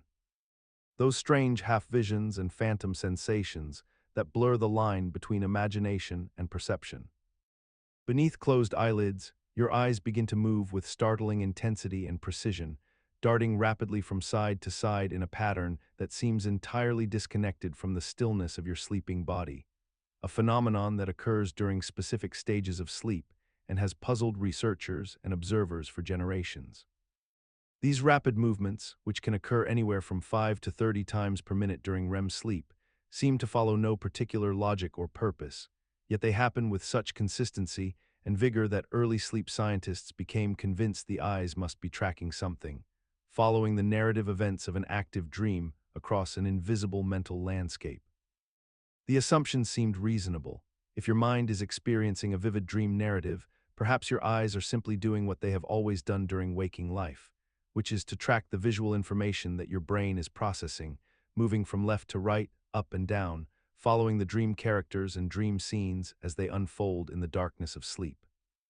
However, upon closer examination, researchers discovered that the relationship between eye movements and dream content is far more complicated than simple visual tracking, as studies comparing eye movements to reported dream narratives revealed surprising disconnects and inconsistencies that challenge this straightforward explanation. Yet despite the questions surrounding their actual function, rapid eye movements continue to occur night after night with mechanical regularity, a biological process so firmly wired into our sleeping architecture that it persists regardless of whether science can fully explain its purpose. We have come to accept rapid eye movement as simply part of the sleep cycle, cataloging it and measuring it, and using it as a diagnostic marker for sleep stages, while remaining fundamentally uncertain about why our eyes evolved to perform these elaborate dances while our conscious mind slumbers, suggesting that some of the most fundamental mechanisms of human sleep and dreaming remain mysteries wrapped in the quiet darkness of every night. Consider the peculiar synchronization that governs your body when you lie in bed at night, waiting for sleep to arrive, as your internal mechanisms seem to operate on a schedule entirely divorced from your conscious will or immediate environment. Your body temperature gradually descends, your heart rate slows, melatonin begins its steady accumulation in your bloodstream, and yet you remain acutely aware of this process unfolding within you, as though you are both the orchestrator and the observer of a symphony you did not compose. This circadian rhythm, this approximately 24-hour cycle that regulates virtually every biological function from hormone secretion to cellular repair, operates with remarkable precision despite the fact that you possess no conscious awareness of the mechanisms driving it. The human body, it seems, contains an internal clock of extraordinary sophistication, one that responds to light exposure, meal timing, physical activity, and countless other environmental cues to maintain its rhythm. And yet this clock exists in a region of the brain you cannot feel or touch or directly perceive. What makes this phenomenon particularly worthy of contemplation is how thoroughly normalized this internal timekeeping has become in human existence, how we accept without question that our bodies somehow know when to wake and when to sleep, when to hunger and when to feel satiated, when to alert and when to rest. We have learned that this rhythm can be disrupted by travel across time zones, by irregular work schedules, by artificial lighting and screen exposure, and yet we continue living in ways that constantly challenge this ancient biological programming, as though we believe our conscious minds can override millions of years of evolutionary development. Consider the peculiar experience of that threshold moment when you first close your eyes at night, settling into bed with the intention to sleep, yet your mind does not immediately surrender to dreaming. Instead, there exists a measurable and often frustratingly prolonged interval between the moment you desire sleep and the moment your consciousness finally dissolves into the dream state, a phenomenon we might call dream latency. During this waiting period, your mind remains partially aware, caught between wakefulness and true sleep, cycling through fragmented thoughts, bodily sensations, and the peculiar semi-conscious awareness of your own struggle to fall asleep. You might notice your breathing, the texture of your pillow, stray thoughts about tomorrow's obligations, or inexplicable mental images that seem both vivid and utterly meaningless. This delay appears to serve no evolutionary purpose whatsoever, and yet it occurs with remarkable consistency across virtually all human beings, suggesting something deeply embedded in the architecture of consciousness itself. The psychological mechanism underlying dream latency seems to involve the gradual reduction of cortical arousal as your brain transitions between different states of neural activity. Yet this explanation does nothing to resolve the mystery of why consciousness must linger in this uncomfortable liminal space rather than simply switching off. We have normalized this delay so completely that we rarely question it, treating those minutes of waiting as an inevitable cost of sleep rather than as the strange phenomenon it truly is. Even more puzzling is how the very act of noticing dream latency, of becoming aware that you are waiting to dream, often intensifies the delay itself, creating a feedback loop where awareness of the problem perpetuates the problem. And so we lie there, night after night, suspended in this undefined territory of the mind, waiting for the final dissolution that will carry us into the realm where dreams actually begin. The phenomenon of dreaming in individuals who are deaf from birth or early childhood presents one of the most fascinating mysteries of human consciousness, revealing how the brain constructs elaborate narratives and experiences without relying on the auditory sensory input that most hearing people consider essential to their dream life. Research into the dreams of deaf individuals demonstrates that these people experience vivid, complex dreams with remarkable consistency. Yet the sensory composition of those dreams differs in ways that challenge our fundamental assumptions about how memory and imagination operate during sleep.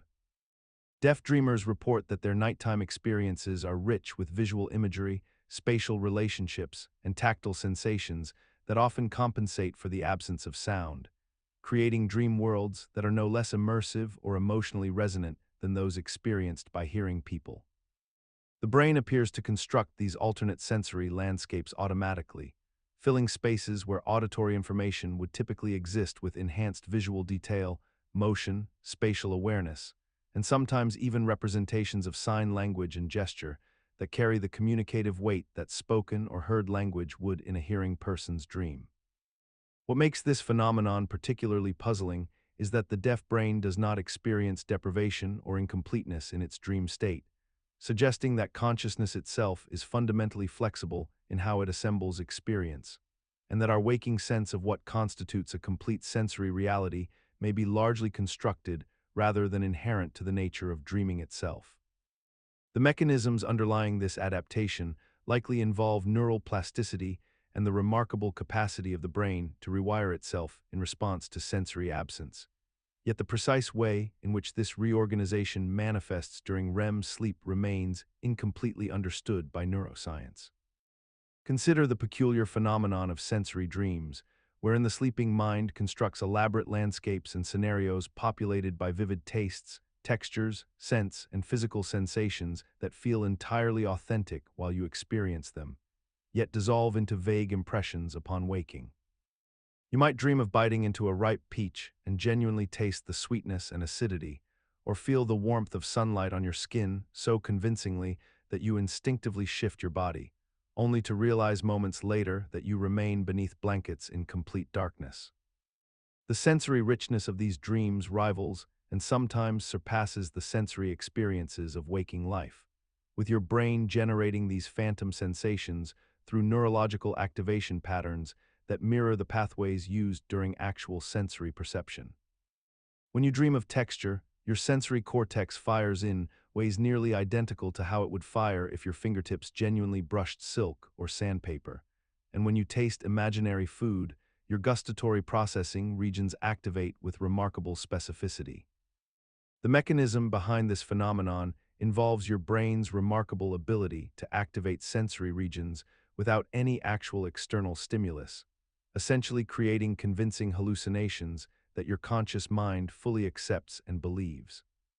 Yet despite our scientific understanding of these neural processes and our knowledge that these sensations originate purely from internal brain activity, we continue to be startled and confused by sensory dreams, often checking our surroundings in the moments after waking to confirm that the experience was indeed illusory. We have normalized the mystery of how our brains can manufacture such convincing sensory fictions, accepting it as simply part of the sleeping experience without truly grappling with the profound strangeness of a mind that can deceive itself so completely and convincingly, creating entire worlds of sensation from nothing but electrical impulses and chemical reactions in the darkness of sleep. Consider the peculiar experience of waking from a dream in which you were fully engaged, emotionally invested, and seemingly communicating with others, yet upon reflection, you cannot recall a single word being spoken or heard during the entire sequence. You remember the conversation, the meaning exchanged, the emotional weight of what was said, and yet the actual language itself remains entirely absent from your memory, as though the dream operated in a realm where words became unnecessary vessels for pure understanding. This phenomenon, which we might call wordless dreams, occurs frequently enough that most people have experienced it multiple times without giving it much consideration, accepting it as simply another quirk of sleep consciousness. During these dreams, communication appears to happen through a form of direct knowing, where information transfers between dream characters as complete thoughts and feelings rather than as sequential phonetic utterances, creating the unusual situation where you awaken with the sense that a profound conversation occurred while simultaneously being unable to reproduce a single sentence from it.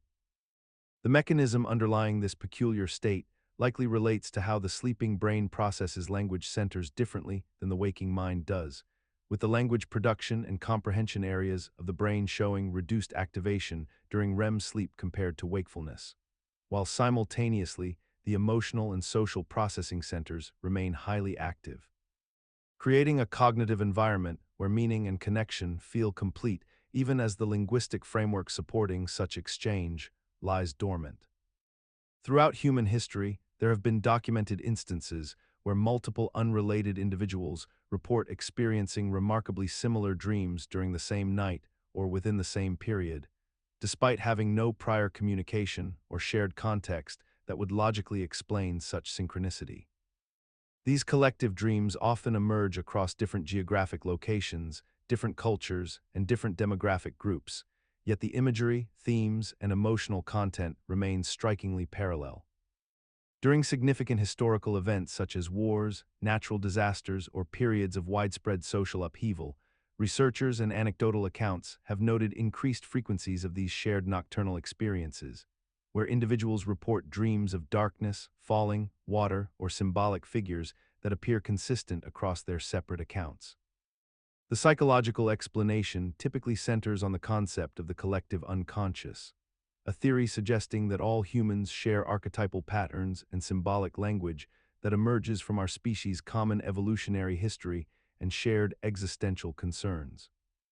When society faces unified stress or trauma, the theory proposes individual minds naturally gravitate towards similar symbolic representations of that anxiety, creating the appearance of connected dreaming without requiring any mysterious transmission of thought between sleepers. Yet despite our understanding of these psychological mechanisms and the logical explanations rooted in neuroscience and evolutionary biology, the phenomenon persists in generating a profound sense of inexplicability in those who experience it. We continue to find it remarkable that minds operating independently in isolation can produce such eerily synchronized content, and we have largely normalized the documentation and discussion of these experiences rather than dismissing them as mere coincidence or confirmation bias. Every night, your sleeping mind populates entire worlds with characters who interact with you as though they are autonomous beings with their own intentions, histories, and emotional depths. Yet these figures exist nowhere but within the confines of your own consciousness, constructed entirely from your memories, expectations, and imagination. In the dream state, you encounter people you know intimately, friends, family members, colleagues, who behave in ways they would never behave in waking life, speaking words they would never speak, wearing expressions that seem authentic yet are generated by your own neural processes. You also meet complete strangers, fully formed individuals with distinct appearances, accents, and personalities, people who feel remarkably real despite never having existed outside your mind. The mechanism underlying this phenomenon involves your brain's extraordinary capacity to simulate social interaction even while you sleep. As your mind draws upon decades of observing human behavior, emotional expression, and dialogue to construct convincing approximations of conscious entities. Your brain essentially role-plays multiple characters simultaneously, generating their responses and reactions while you experience them as surprising and autonomous, creating a convincing illusion of genuine interaction with separate minds. Yet despite understanding that these characters are merely projections of your own thinking, despite recognizing upon waking that you were essentially talking to yourself through elaborate mental puppetry,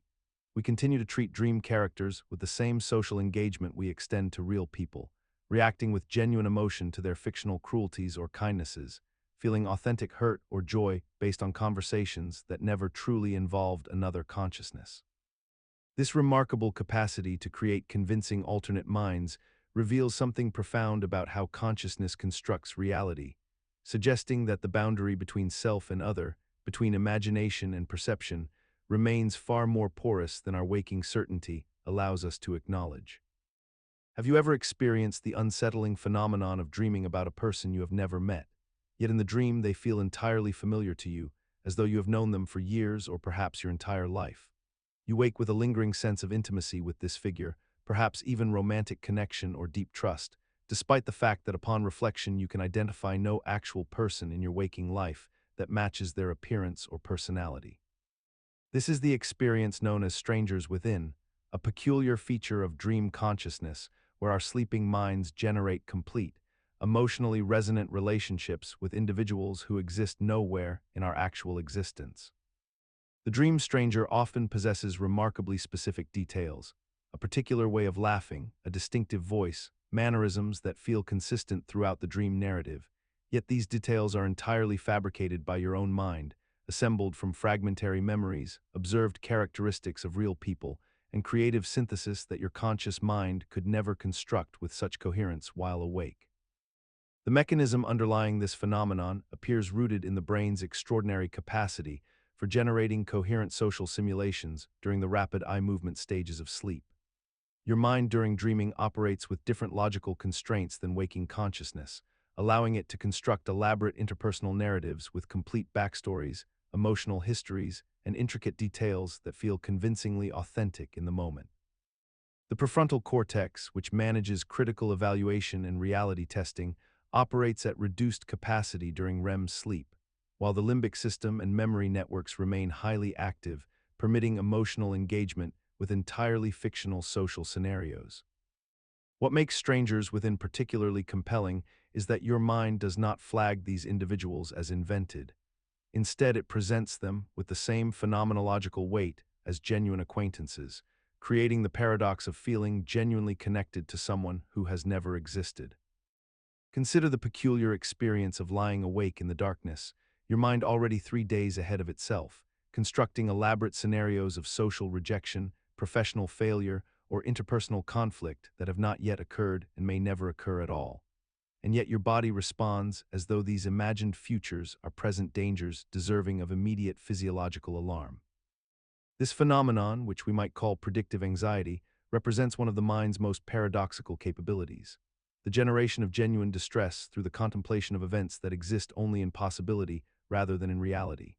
Your heart races at the thought of a conversation you haven't had, your stomach tightens at the prospect of criticism you haven't received, your breathing becomes shallow in response to scenarios that remain entirely theoretical and speculative. The mechanism behind this experience appears deeply rooted in the survival architecture of human consciousness,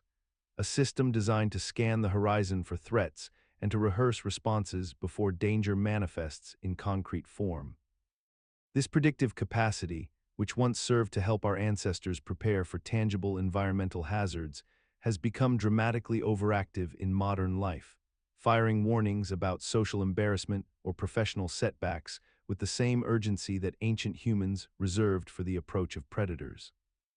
What makes predictive anxiety particularly puzzling is our collective awareness of its illogical nature, and yet our simultaneous inability to dismiss it when we are caught within its grip, understanding fully that we are suffering about futures that we cannot control and that may never arrive, and yet finding ourselves unable to convince our nervous systems of this fundamental truth.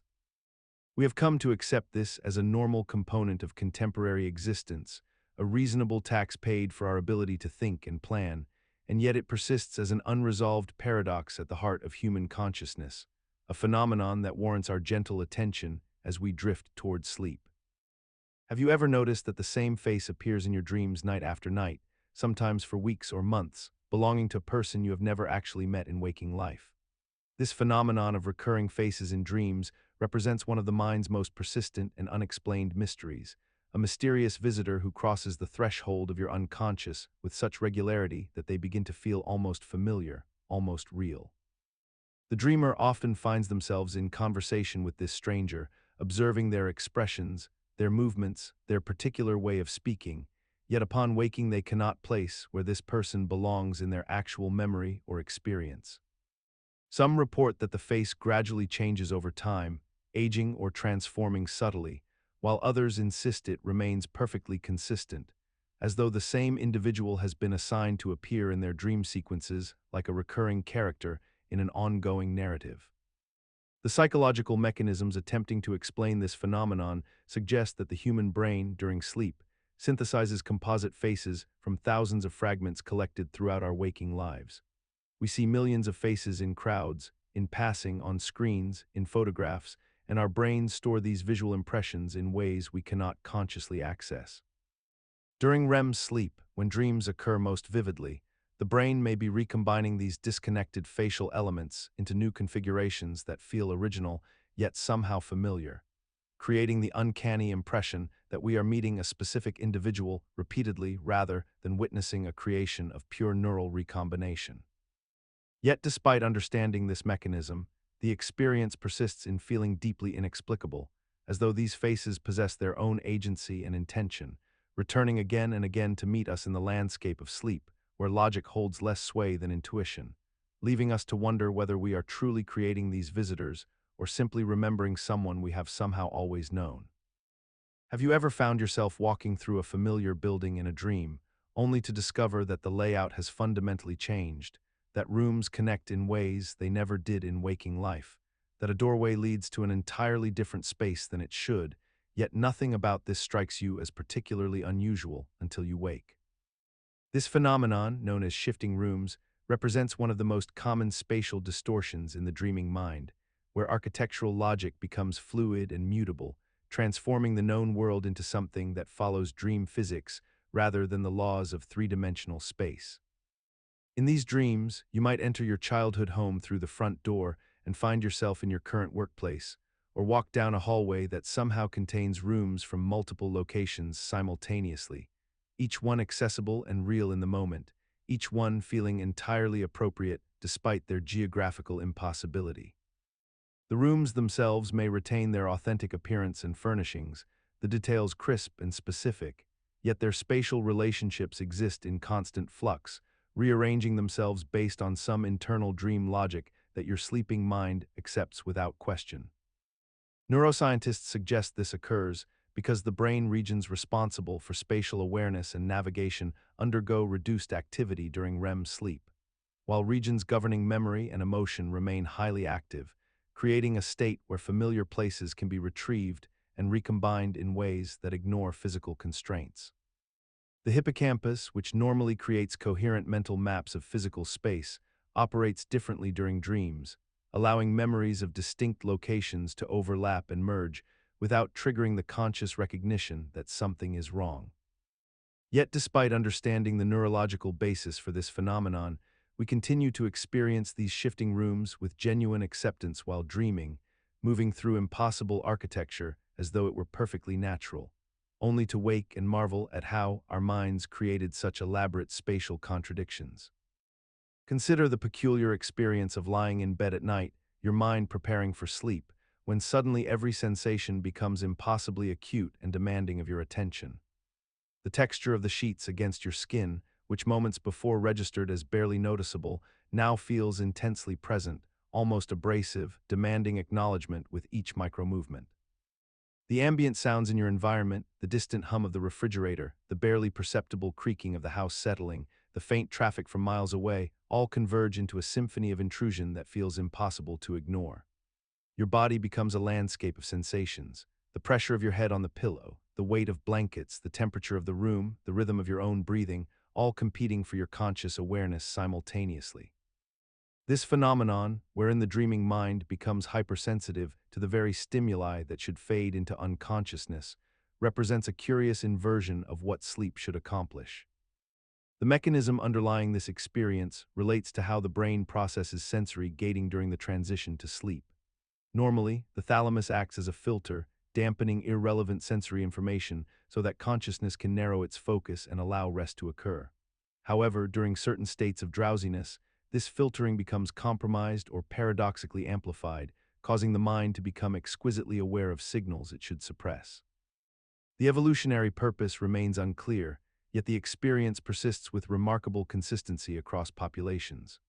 We have normalized this phenomenon as simply a part of falling asleep, accepting it as inevitable despite having no logical explanation for why our brains would heighten sensitivity precisely when diminishing it would serve our survival and well-being more effectively. Consider the peculiar phenomenon wherein the sleeping mind compulsively recreates scenarios that have already occurred or may occur in the future, running through conversations, confrontations, presentations, and social interactions with remarkable precision and exhausting repetition throughout the night. A person might dream of delivering a speech they are scheduled to give in 3 weeks, rehearsing each word and gesture with meticulous attention to detail, only to wake and repeat the entire sequence again the following evening in a slightly different variation, as though the subconscious mind believes that additional practice within the dream state will somehow improve the actual waking performance. This phenomenon occurs across all demographics and professions, from students before examinations to athletes before competitions to ordinary individuals before difficult conversations with loved ones or authority figures. The mechanism underlying dream rehearsal appears to operate through the brain's natural inclination to process anxiety and preparation through repetition and simulation. Yet what remains genuinely mysterious is the profound inefficiency of this process, for the dreaming mind seems to gain no additional skill or confidence from these nocturnal rehearsals, and the anxiety typically remains undiminished upon waking. We have accepted and normalized this strange loop of mental behavior so thoroughly that we rarely pause to question why an intelligent biological system would waste precious sleep cycles repeating scenarios instead of achieving genuine rest and restoration. The dreams persist regardless of whether the person actually practices the scenario while awake, suggesting that the rehearsal itself serves some function beyond practical preparation, perhaps existing merely as a manifestation of the mind's struggle to process uncertainty and the future, a kind of mental spinning of wheels that accomplishes nothing yet continues relentlessly throughout our sleeping lives. A gentle and persistent mystery we accept as ordinary simply because we have learned to expect it. Within the hours or sometimes days before a person falls ill with a fever, develops an infection, or experiences the onset of physical symptoms, a curious phenomenon occurs in the sleeping mind. Vivid, unusual, and often distinctly unsettling dreams that seem to herald the coming affliction, dreams that medical practitioners and sleep researchers have come to recognize as prodromal in nature, arriving as mysterious messengers from the body's internal alarm system. These dreams frequently carry a quality of strangeness that sets them apart from ordinary nighttime narratives, often featuring themes of discomfort, threat, or surreal bodily sensations that don't quite correspond to any concrete image, but rather exist as abstract experiences of wrongness. A sense that something within the physical self is shifting or deteriorating before conscious awareness has registered any actual symptom. People who experience these dreams often report them with remarkable specificity, describing how they awakened from nightmares about being chased through decaying landscapes, or of their teeth falling out, or of their bodies becoming impossibly heavy, and within hours or a day later, they developed unmistakable signs of illness like congestion, body aches, or elevated temperature. The mechanism underlying this phenomenon appears rooted in the brain's constant monitoring of internal physiological states, a process occurring beneath conscious awareness where subtle biochemical changes, inflammatory markers beginning their cascade, or immune system activation can trigger alterations in neurotransmitter balance that influence the dream generation process. The brain, in its sleeping state, may be translating these barely perceptible physical disturbances into the symbolic and narrative language of dreams, creating scenarios that reflect the body's distress before the body's signals have penetrated conscious sensation.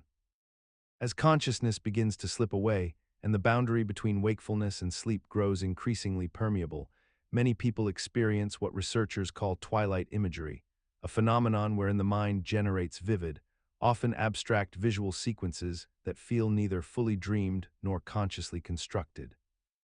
These images typically appear during the hypnagogic state, that peculiar threshold existing between alertness and sleep onset, and they frequently manifest as geometric patterns, flowing colors, or fragmented scenes that dissolve and reform with dreamlike fluidity. The imagery often possesses a quality of profound strangeness, as though the visual cortex has been temporarily liberated from the constraints of logical thought and is instead responding to some deeper, more primal set of neural instructions. Many people report seeing fractals, tessellating shapes, or waves of color that pulse and shift in rhythm with their breathing or heartbeat, while others describe encountering architectural spaces or landscapes that could not exist in physical reality yet feel completely tangible in the moment. The psychological mechanism underlying twilight imagery appears to involve the gradual transition of brain wave patterns from the rapid, high-frequency activity of wakefulness toward the slower rhythms characteristic of sleep stages, a neurological shift that temporarily desynchronizes the systems responsible for visual processing and rational interpretation. As the brain's filtering mechanisms relax and the default mode network begins to activate differently, the visual processing areas become increasingly susceptible to spontaneous activation patterns that generate imagery without corresponding external stimuli or deliberate thought. Despite the fact that neuroscience has identified the biological basis for these phenomena, twilight imagery remains profoundly mysterious in its specific content and meaning, as though the mind is speaking in a language that cognition itself cannot fully translate. Consider the peculiar experience of awakening from a vivid dream, one so detailed and emotionally resonant that it seems to possess the weight and texture of lived experience, only to find that within moments of opening your eyes, the entire narrative dissolves into a formless mist from which you cannot retrieve even the barest outline of what transpired in the night. You lie there in the transitional space between sleep and wakefulness, desperately grasping for the threads of memory, sensing that something profoundly meaningful has just slipped away, yet finding your conscious mind utterly unable to reconstruct even a single clear scene or conversation. This phenomenon, known as the rapid fading of dream recall upon waking, represents one of the most frustrating mysteries of our inner experience, for we are left with the certain knowledge that something occurred, even as the something itself becomes irrevocably inaccessible. Neurologically, this occurs because dreams are constructed primarily in the brain regions associated with emotion and sensation, rather than the areas responsible for memory formation and logical narrative construction. And when the neurochemical environment of sleep shifts abruptly toward wakefulness, the biochemical context that sustained the dream dissolves, leaving consciousness grasping at shadows. The dreams that we do remember tend to be those we awaken into directly from, or those that align more closely with the logical patterns our waking mind can encode and retain, while the strange, illogical nocturnal narratives fade almost as though they were never more than phantom sensations. Yet despite understanding this mechanism, we persist in the expectant habit of lying still upon waking, hoping to recover dream content, and we continue to experience genuine distress when these ephemeral memories escape us, suggesting that some deeper part of consciousness recognizes the value and reality of experiences that our biology seems deliberately designed to discard.